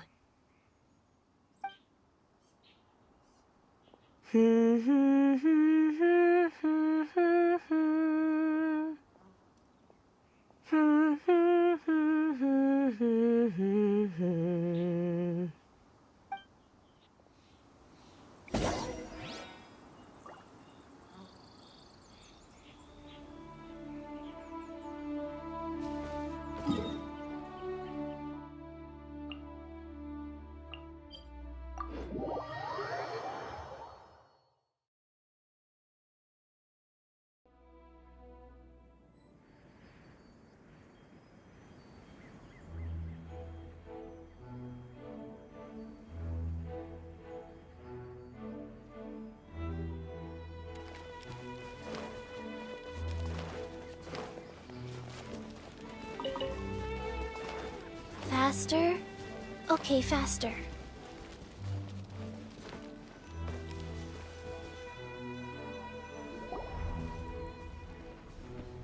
Is this Quaily Plains?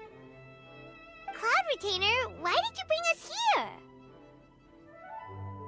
Ganyu is of course familiar with the name Guizhong, but have you ever heard of her?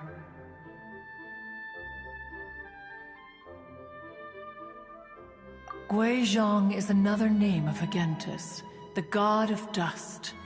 She was extroverted in nature and adored social gatherings and inventions alike. Long ago, this region was yet a prosperous assembly. Guizhong often invited her friends to visit her home, reserving for us seats around the largest stone table. Seagazer would always bring out his latest treasure and place it upon the table. He could be quite the braggart. Though usually a mild-mannered fellow, when it came to those collectibles he was so fond of, he always loved to show them off. Paimon remembers that name. So that's what Sea Gazer was like. He was an old friend and a former rival. One has many memories of him. Once he had brought out the treasure, it would predictably become the center of attention. Neither Guizhong nor One was content to let him just steal the spotlight. So we would then also present our proudest mechanical creations. As Adepti, we were each gifted in our own ways, and naturally proud of our accomplishments in our respective fields of expertise. As a result, One often quarreled with Sea Gazer. His treasures were not even of his own making. He just used his exploration skills to dig them out of the ground. How, pray tell, could he compare to me, when every single one of One's accomplishments were crafted by one's own hand? Cloud Retainer, you are getting competitive again. One digresses.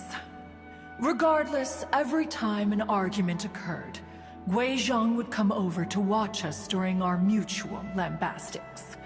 On some occasions, she would join in, and on others, she'd take one of us by the limb and start uttering the most ridiculous nonsense. What kind of nonsense? No kind of nonsense were we spared. Sometimes she would brazenly opine, why argue between yourselves when neither of you could ever hope to beat me? Other times, she would make unsolicited suggestions, such as, once you two are done arguing, let's go to the foot of the mountain and grill some meat. She always sought to make everyone happy, and one must say, she had quite the gift for it. No matter what nonsense she said, One never felt bothered or offended. It also helped that she never referred to One as that illuminated bird or ladybird. Come on, get over yourself! Anyway, just as our impassioned arguments would reach the apex of acrimony, Marchosius would bring his delectable dishes to the table. Who would dare snub the stove god and his wondrous creations? At the sight of him, we would all immediately drop the argument and prepare the table for a night of feasting and drinking. Back then, One was always bothered by how the cups Rex Lapis brought were always too square for one's taste. Can you see yourselves ever enjoying a drink from a square cup?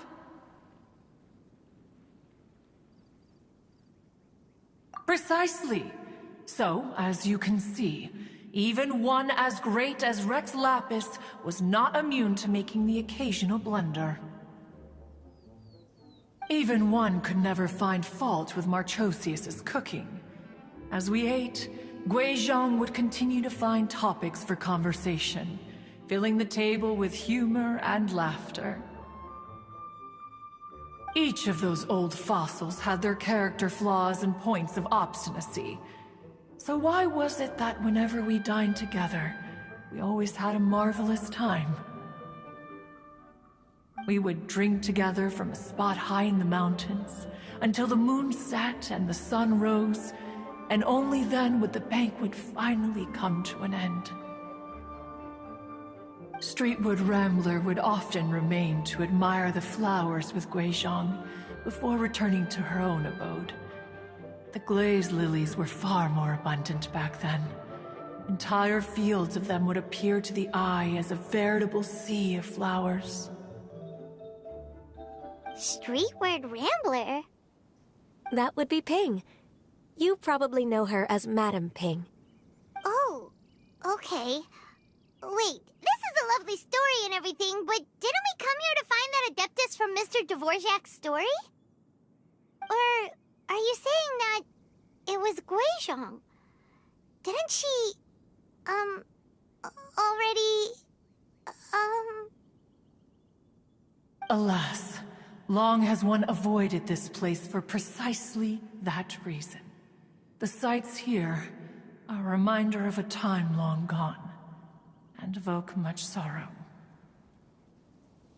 One should have guessed that you would disrupt one's poignant moment of mourning with your incessant questioning. No matter, one will share the whole story with you now.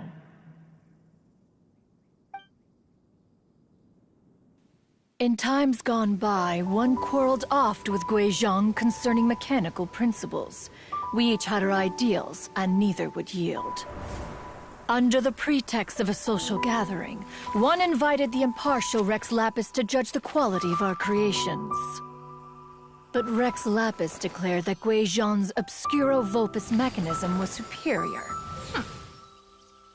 Though one was too proud to acknowledge it, in one's heart, one knew that Guizhong was indeed the superior talent in the mechanical arts. As for the story between Guizhong and Streetward Rambler, that begins with a certain bell. In Guizhong's opinion, while mechanisms were no substitute for human composers, they were yet capable of producing simple but fine melodies. But Streetward Rambler believed music to be an expression of the soul, an emotional enterprise that could never hope to be replicated by machinery. They argued endlessly, until one asked Rex Lapis to intercede. He confiscated the bell and designated it for ceremonial use. Thereafter, one would often find them convening in the mountains, discussing music, mechanics, and all the affairs of the mortal world. But these good times were not to last. War broke out between the gods, and soon engulfed the Guili Plains. Guizhong was overpowered by the enemy, and fell in battle. When Streetwood Rambler and I arrived at the scene at long last, all that remained among the ruins was her lifeless body. After this, at Streetwood Rambler's request, Rex Lapis granted her the cleansing bell for safekeeping. To honor our friend's memory, one made a few finishing touches to her ballistic device. Many lantern rites have passed since then. Many greetings and goodbyes. Upon what do you gaze? The Guili Plains? No. It's everything.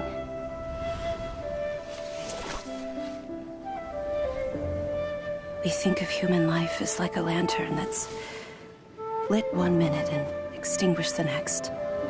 But are we Adepti so different? Perhaps as dust settles after a storm, we too must one day return to the world below. One has always been austere and private by nature, and has never relished socializing. One's dealings with Guizhong were born out of discussions on the discipline of mechanics. What?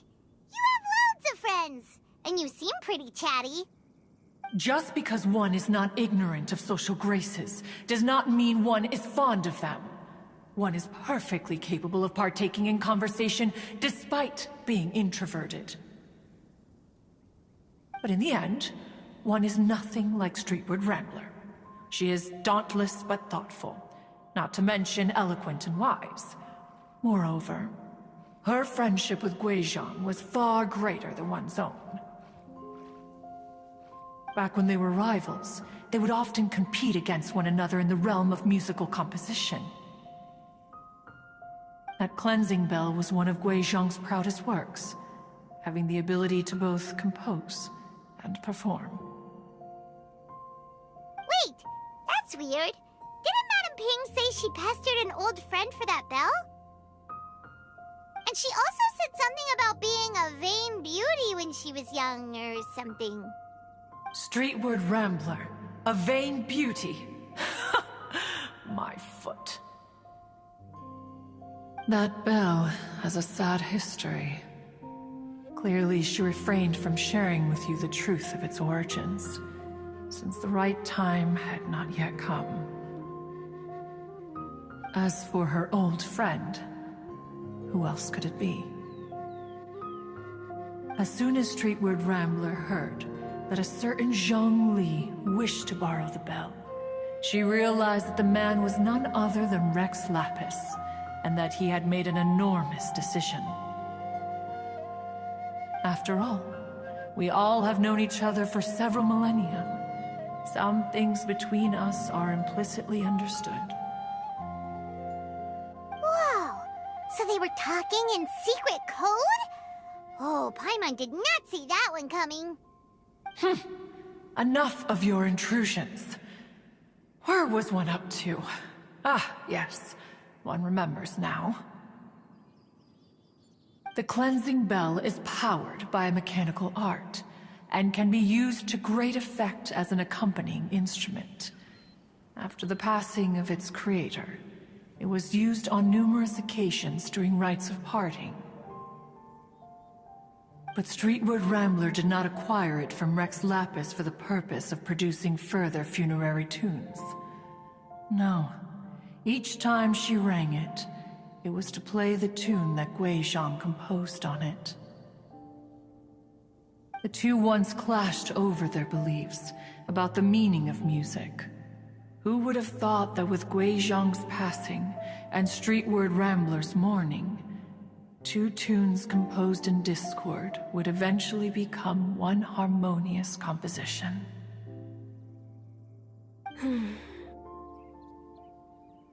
Once upon a time, Streetward Rambler also loved gatherings, liquor, and music.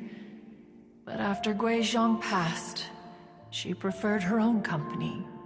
She could often be found sitting alone at a mountain summit, contemplating and reminiscing with her zither.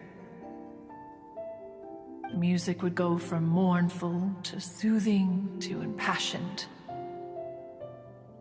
Many years passed before she finally composed a melody to her satisfaction.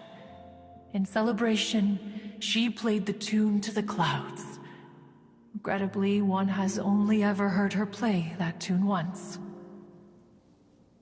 Which brings one back to the matter you've been investigating. Perhaps it was during that performance that the ancestor of your Fontaine friend fell into the water and was saved by Streetward Rambler. But if she was so happy with the melody, why would she only play it once? One was also greatly perplexed by this.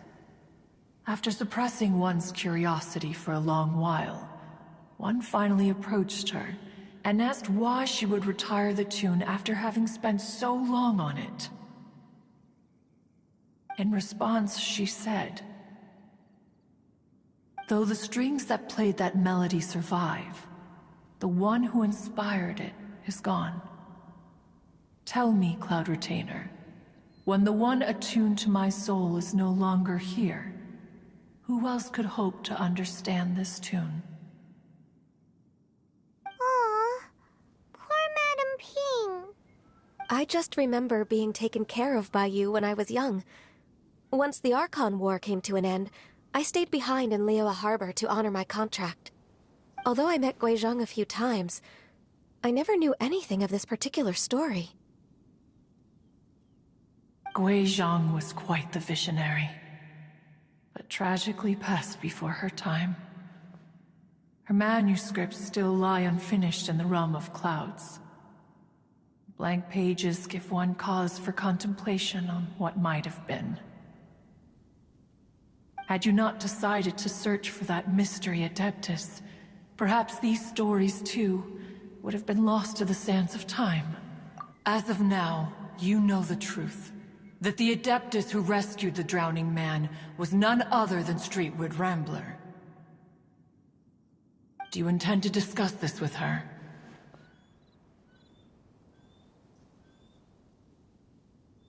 Do you mean Ping might find the topic too distressing? Precisely. The passing of our old friend is a heavy topic that both of us are usually careful to avoid. If I may be so bold, Cloud Retainer, could it be that this is just your own personal opinion?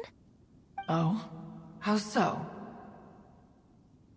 I've been in Liyue Harbor for quite a long time now, and I've witnessed many farewells along the way, so I too am well acquainted with the pain of the passing of a loved one. But this doesn't bring the city or its people to a standstill. They have to keep moving forward. Someone as perceptive and wise as Ping will surely have come to understand and embrace this.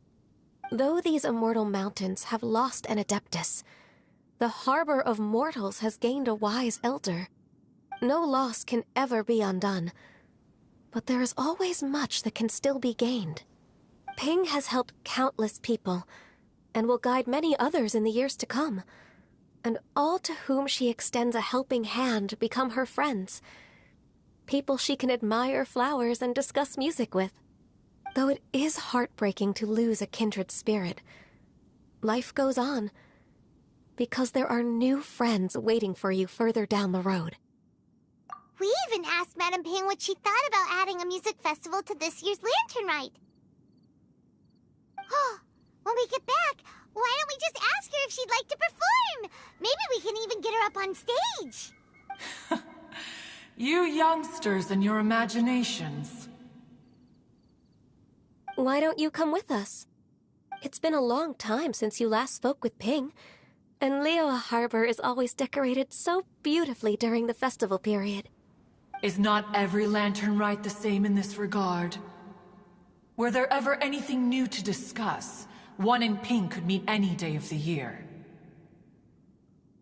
I disagree. Each new day and each new year is different from those that have come before. How long will you simply let them pass you by? The edibles she brought this time were indeed quite delectable. Very well.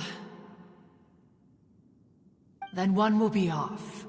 If the other old fossils have sneaked away into the city to amuse themselves, one shall soon find out. All right. We should be getting back to the harbor as well. We don't want to keep her waiting. Once the Guili Assembly, now the Guili Plains.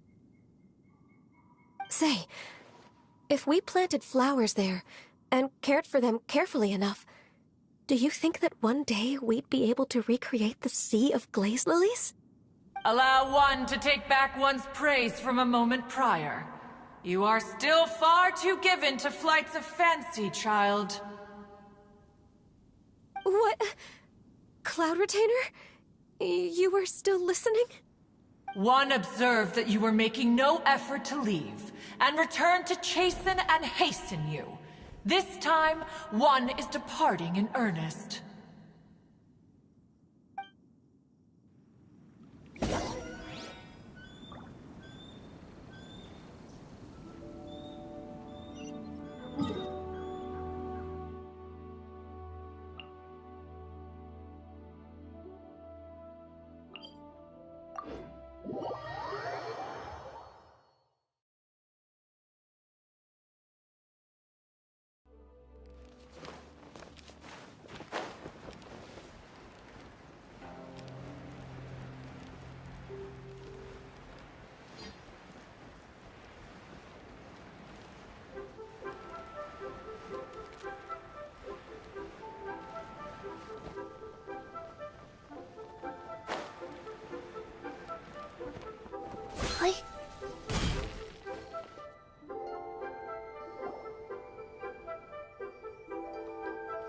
Whoa! Madame Ping? And Cloud Retainer? It appears you made haste after all. One arrived but moments before you. Oh, bless my soul. To what do I owe the honor? How nice of you all to come and visit me. Miss Illuminated Bird, haven't you said anything yet? Said what, precisely? And why should one be tasked with saying it? 'Cause you're the one who's known Madame Ping the longest. Street word. Or rather, presumably, you would prefer to be addressed as Ping? Oh, Cloud Retainer, You are uncommonly polite today.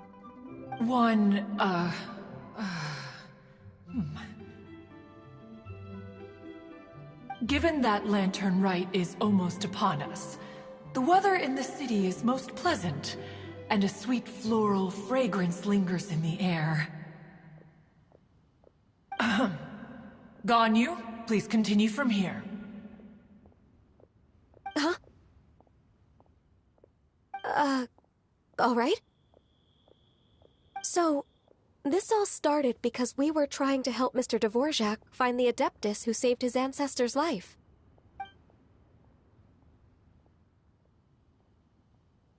Cloud Retainer informed us that the one who played that melody and rescued the drowning man was none other than yourself. Let me think. Yes, I do believe I recall that encounter. What a long time ago that was.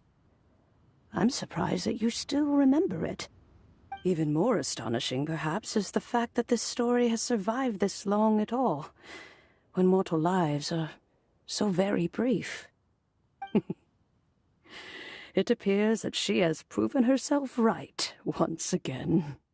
Who's she? We like to call her Guizhong. From the look in Cloud Retainer's eyes, I sense that she has already told you all about her.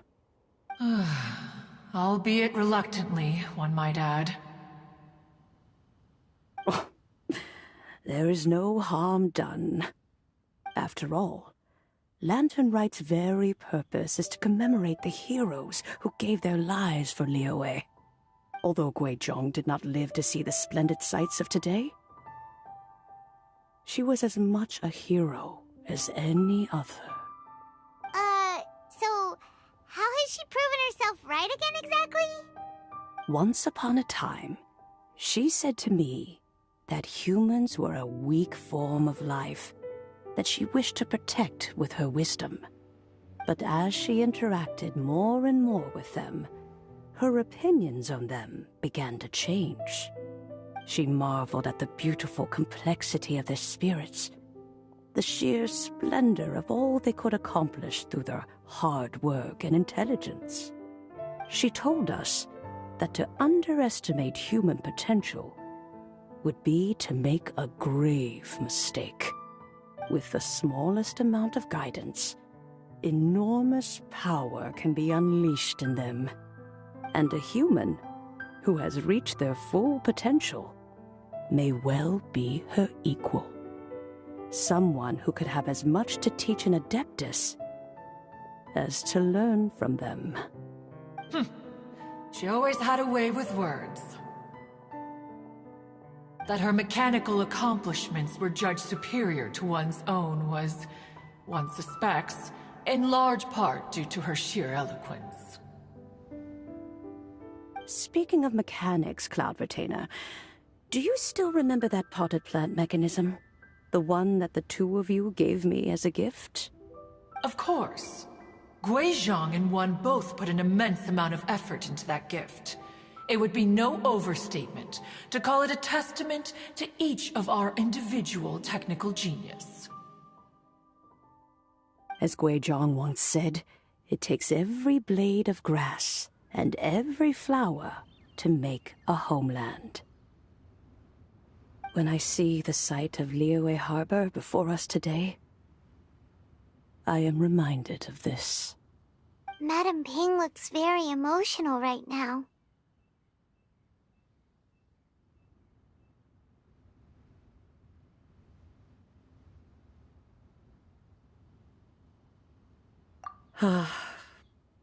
Of all of us, it was Guizhong who was the fondest of these grand and exciting occasions. If she were still with us, I'm quite sure she would still be trying to best Cloud Retainer's finest works at every opportunity. Liyue Harbor is always filled with the sound of music at this time of the year. If she were here, one is certain that she would seek you out to discuss and debate the virtues of various melodies. Oh yeah, music! We've been dying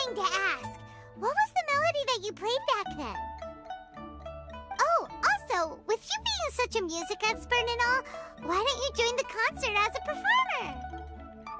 I can make arrangements right away.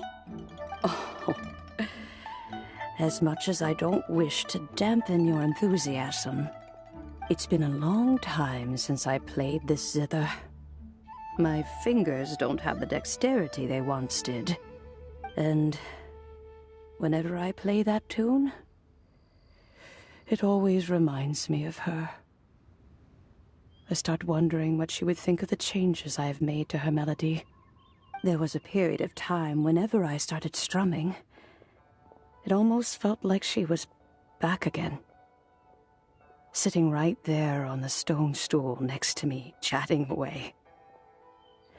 Skybracer and Seagazer too, looking just like they did in the old days. No matter how much time goes by, the moment that melody starts playing, it transports me right back to that time in my memory. So the past still weighs heavily on your heart? Well, I would be lying to myself if I claimed to have completely moved on. But that is not to say that grief doesn't get easier with time. Despite the sadness, I have found many things that bring me joy in life. It is simply the nature of the world in which we live that even if one wished to mourn for an eternity, it would be a nigh impossible feat. Just look at this potted plant. Isn't it stunning? It takes an honest and open mind to confront and conquer grief. You have indeed made progress. Be that as it may, I shall leave the lantern rite stage to the youth of today. Well, if you're sure. Granny! Whoa, what's everyone doing here? Did something bad happen? Ah, and now we've spooked Yanfei. No, everyone's just here to give me their regards for the holiday. Oh, that's wonderful, I'm glad. Well, in that case, happy Lantern Rite, everyone!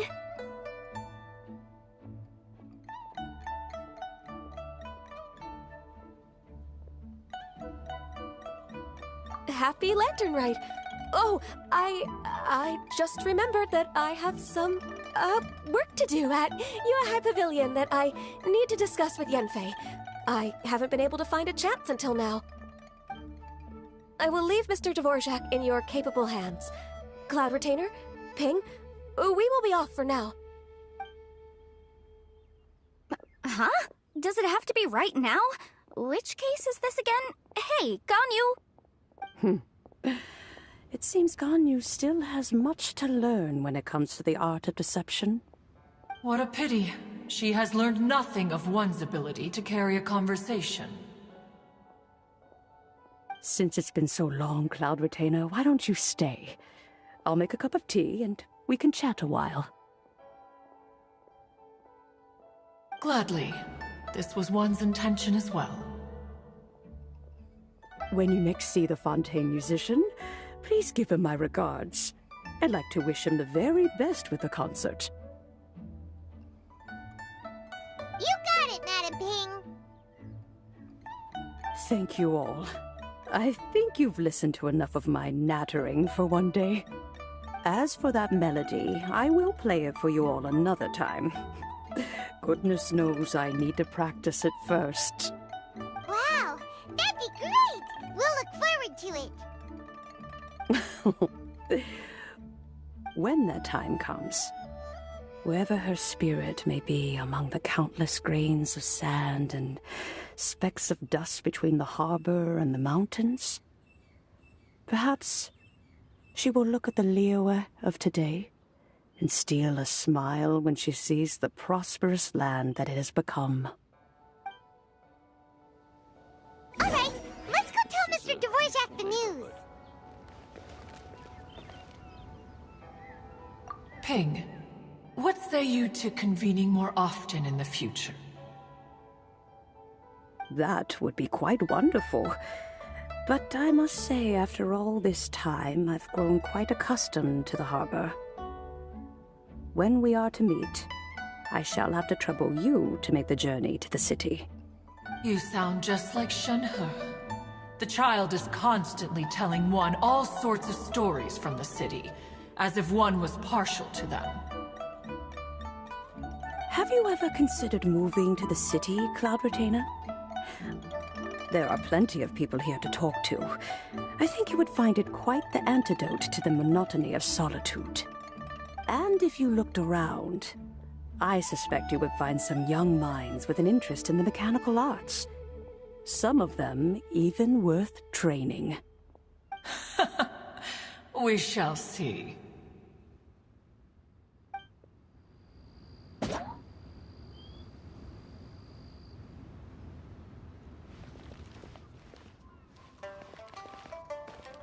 Please be mindful of your...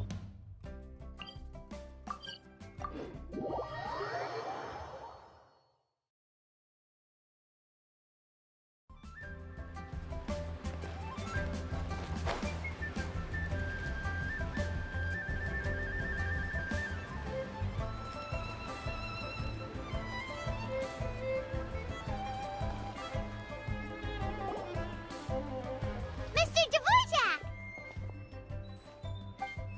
Ah, and Kookiez here too! Thanks for helping set all of this up. Welcome back. Did everything go well? Really, really well. We found the person Mr. Dvorak was looking for. Are you serious?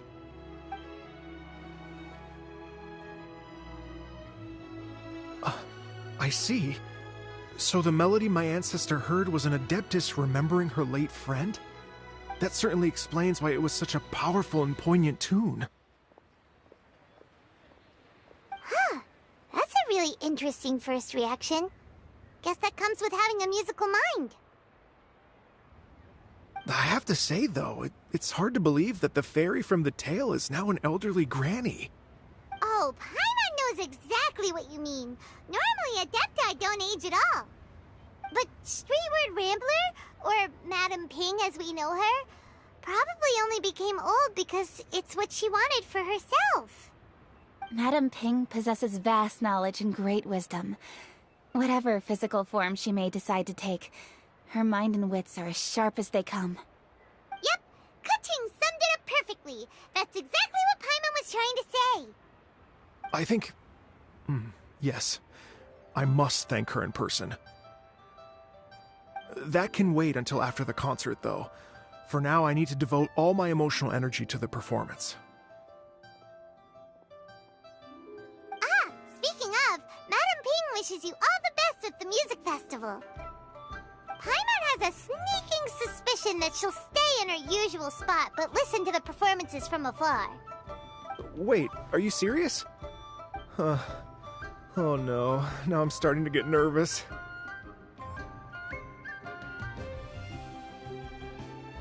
Okay, alright. Nope, another rehearsal is in order. Please excuse me, everyone. Mr. Dvorak? He's already gone. Paimon wasn't even finished telling him everything. Before we set off on our search with Ganyu, he asked us about what music means to people. After our recent adventure, Paimon thinks we have a lot more to say about that now. Please, share your insights with me. Well, we found out that music can be used for good, but also for bad. It can make people happy and moved, but it can also be sad and bittersweet. And music is like a kind of memory written in people's hearts. It can put you in touch with feelings from a totally different time and place.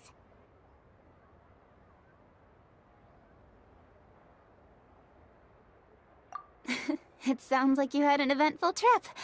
Don't worry, I'm sure Ganyu will fill me in on all the details shortly. Wait, does that mean you're gonna carry on working? Mm-hmm. Just a few things to wrap up. All the groundwork is done. As long as everyone enjoys the festival activities, all our efforts are worthwhile. Happy Lantern Rite to you as well.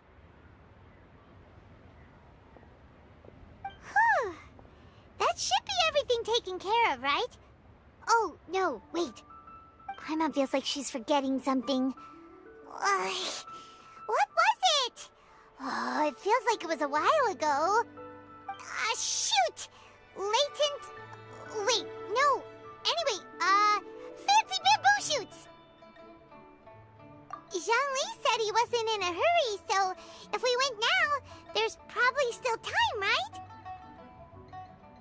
Anyway, even if we don't make it, it's not our fault. He could have totally picked them by himself. Ugh. Anyway, let's go check with him at Wangsheng Funeral Parlor.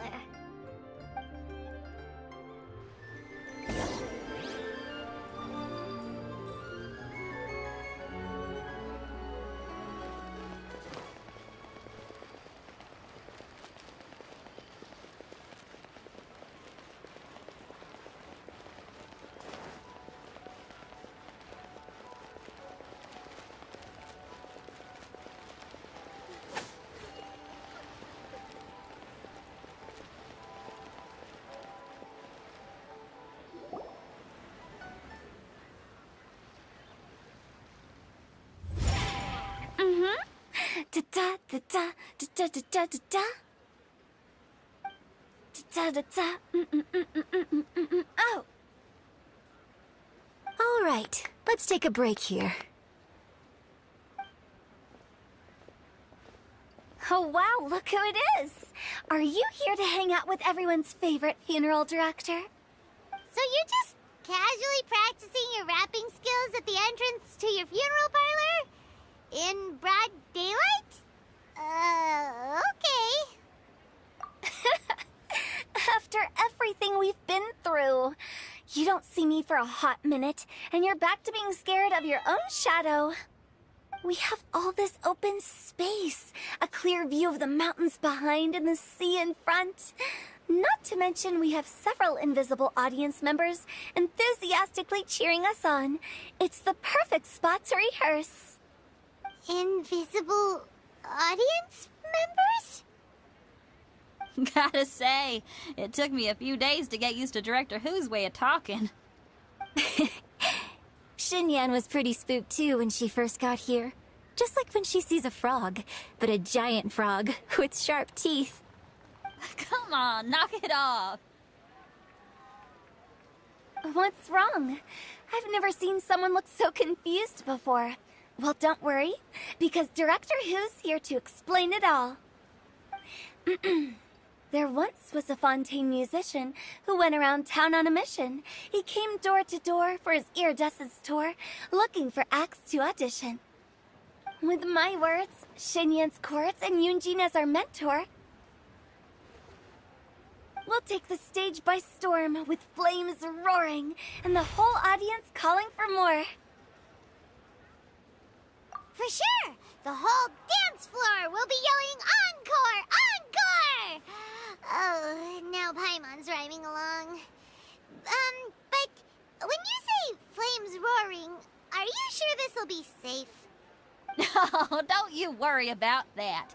I'm pretty experienced on the stage, and I've already informed the Yuhong of all the pyrotechnics we're planning on using. Huh. Guess we'll just have to trust Xinyan on this one. Oh, Zhongli. He took one of those fancy meal boxes and set off for the mountains. Said he wanted to pay a visit to some old friends. It's a real pity that he couldn't be around for this. As well as being a true connoisseur of traditional art forms, he's able to appreciate Xinyan's performances too. Yeah, that's right. Matter of fact, he was the one who first invited me to perform here. To tell the truth, though, I never thought I'd really find myself rehearsing here one day. Well, now you know. The Wangsheng Funeral Parlor is a great location. All of you are always welcome to come and hang out here, especially if you're in the mood to try something new. I can speak to that. Hu Tao is always full of fun surprises. And jump scares. Actually, Xinyan, I have some lyric ideas for your part. Do you want to go through them together? Sure thing. I'm all ears. Oh, Traveler and Paimon, I believe Zhongli was heading to Mount Hulao, so make sure you're hiking up the right hill. When you see Zhongli, please pass on this message to him. It's up to him whether he wants to support us at the performance tonight, but I expect him to make time for the upcoming banquet we're planning. No excuses. You should join us too. It'll be a riot. If there's one thing I've learned from being a funeral director, it's how to throw a party.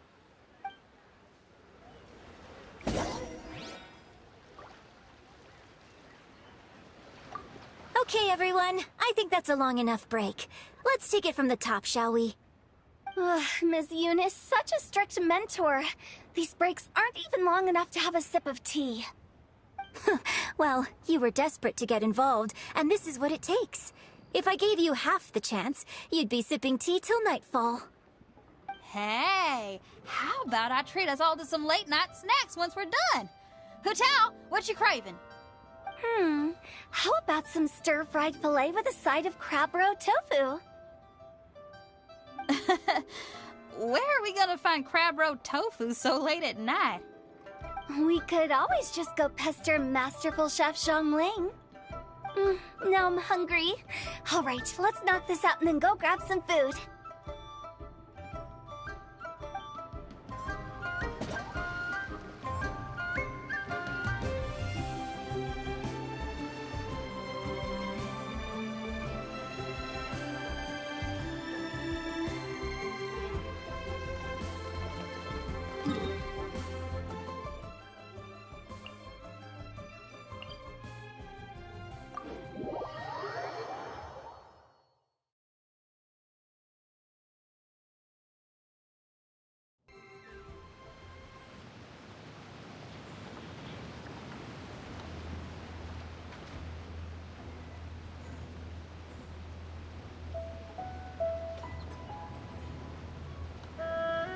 One, two, breathe, three.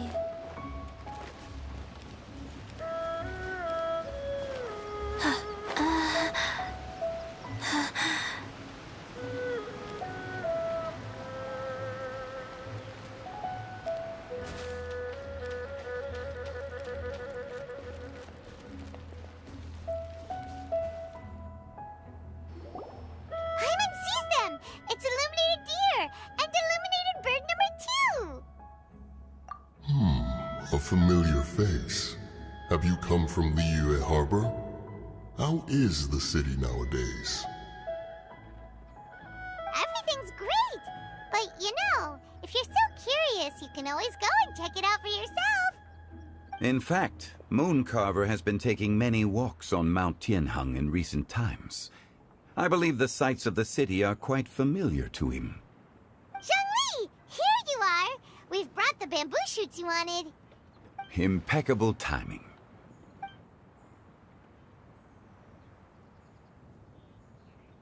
Traditionally, bamboo shoot soup ought to be slow-cooked for many hours on low heat. Using Adeptus arts to hasten the process is something of a shortcut. Wait, that mechanism... is that... Indeed. Cloud Retainer kindly lent me her supreme cuisine machine. Can we not just call it a cooking machine? Actually, never mind. She seems to take a lot of pride in her mechanical gizmos, so it's probably best if Paimon doesn't go changing the name willy-nilly. I trust that you found the answers you were seeking during your recent journey.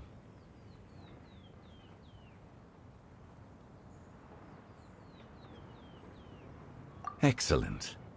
The past should be remembered, but not overly dwelt upon. Our journey should be seen as a means to take on more from the world around us. When the bamboo shoot soup is ready, I must insist that you try some for yourself.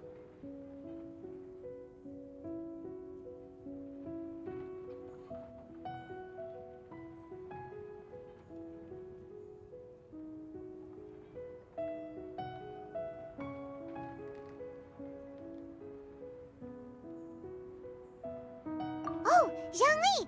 Hu-Tao told us to tell you something. She said, it's up to him whether he wants to support us at the performance tonight, but I expect him to make time for the upcoming banquet we're planning. No excuses! When she says performance, she must mean the Lantern Rite Music Festival. As for the banquet, she didn't tell us anything more about that, but she invited us to come as well. As you can see, I have a prior engagement with 2 Adepti friends of mine tonight. Please, give Director Who my best wishes for the performance. As for the banquet, since the Director insists, far be it from a mere consultant like myself to refuse. Yay! Then we'll see you there? Absolutely. Rex Lapis, the bamboo shoot soup is ready. Thank you. I will examine it right away.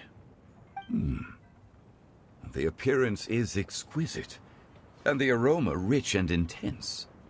The craftsmanship of this machine is commendable indeed. Since you came all this way, you should not leave empty-handed. Please, take some soup. It tastes most exquisite while still warm.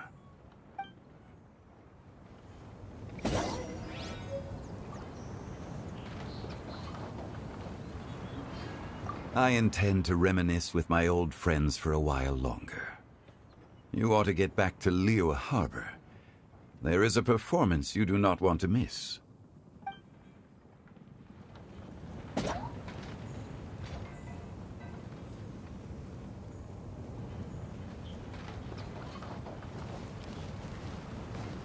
Had one known that Cloud Retainer was in possession of such eminently useful devices, one would have sought to borrow one from her long ago. And yet, since you share my lack of enthusiasm for mechanisms and fine dining, it would have become a mere decorative ornament in your abode. Not so. Had one had such a device to make up for one's lack of culinary prowess, Shenhe would not have had to rely on flowers and herbs alone for sustenance while under one's care. In that case, shall we rendezvous with Cloud Retainer one day soon, and request to borrow one more Supreme Cuisine machine? A fine idea. A fine idea indeed.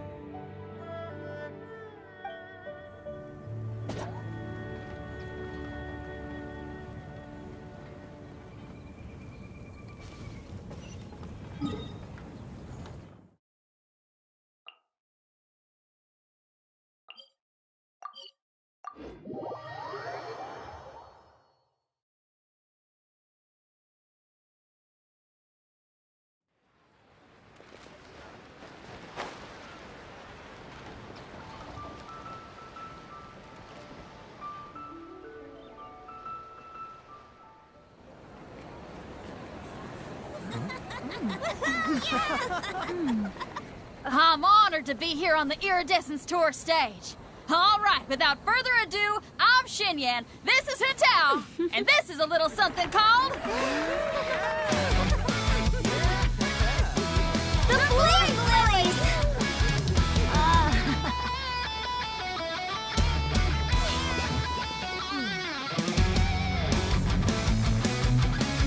I'm up here blazing trails through the midnight sky, lighting up the world below.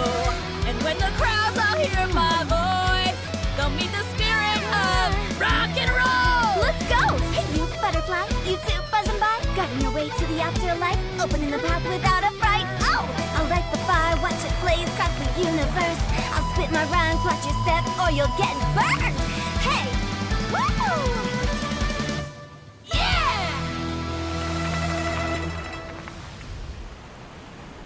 Does anyone have any plans tomorrow? With another year behind us, I think we deserve a celebration of our own. My treat. Interested? The Tianquan footing the bill? I can't miss out on that.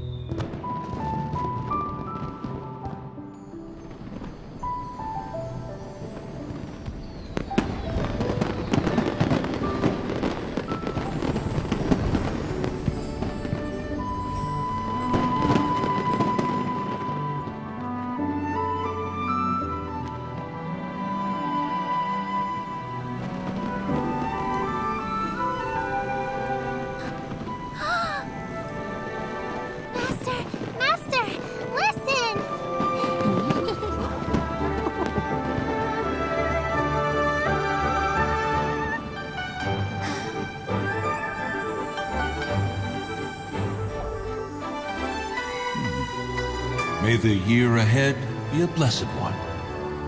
I believe it shall be.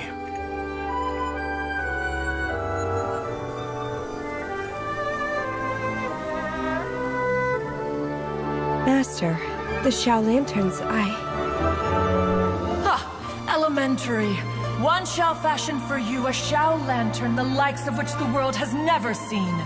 And you must take it to Liyue Harbor to display its magnificence for all.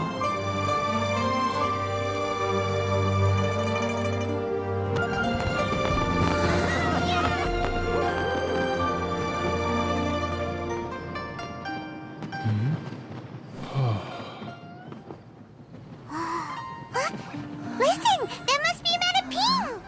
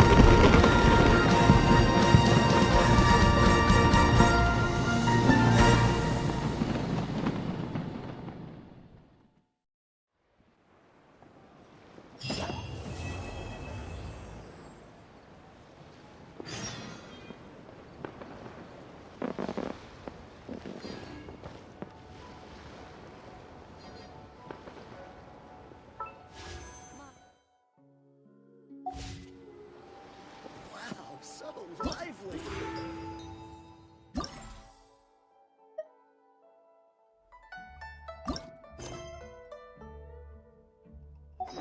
Hey, do you know what? Neither do I. I already forgot.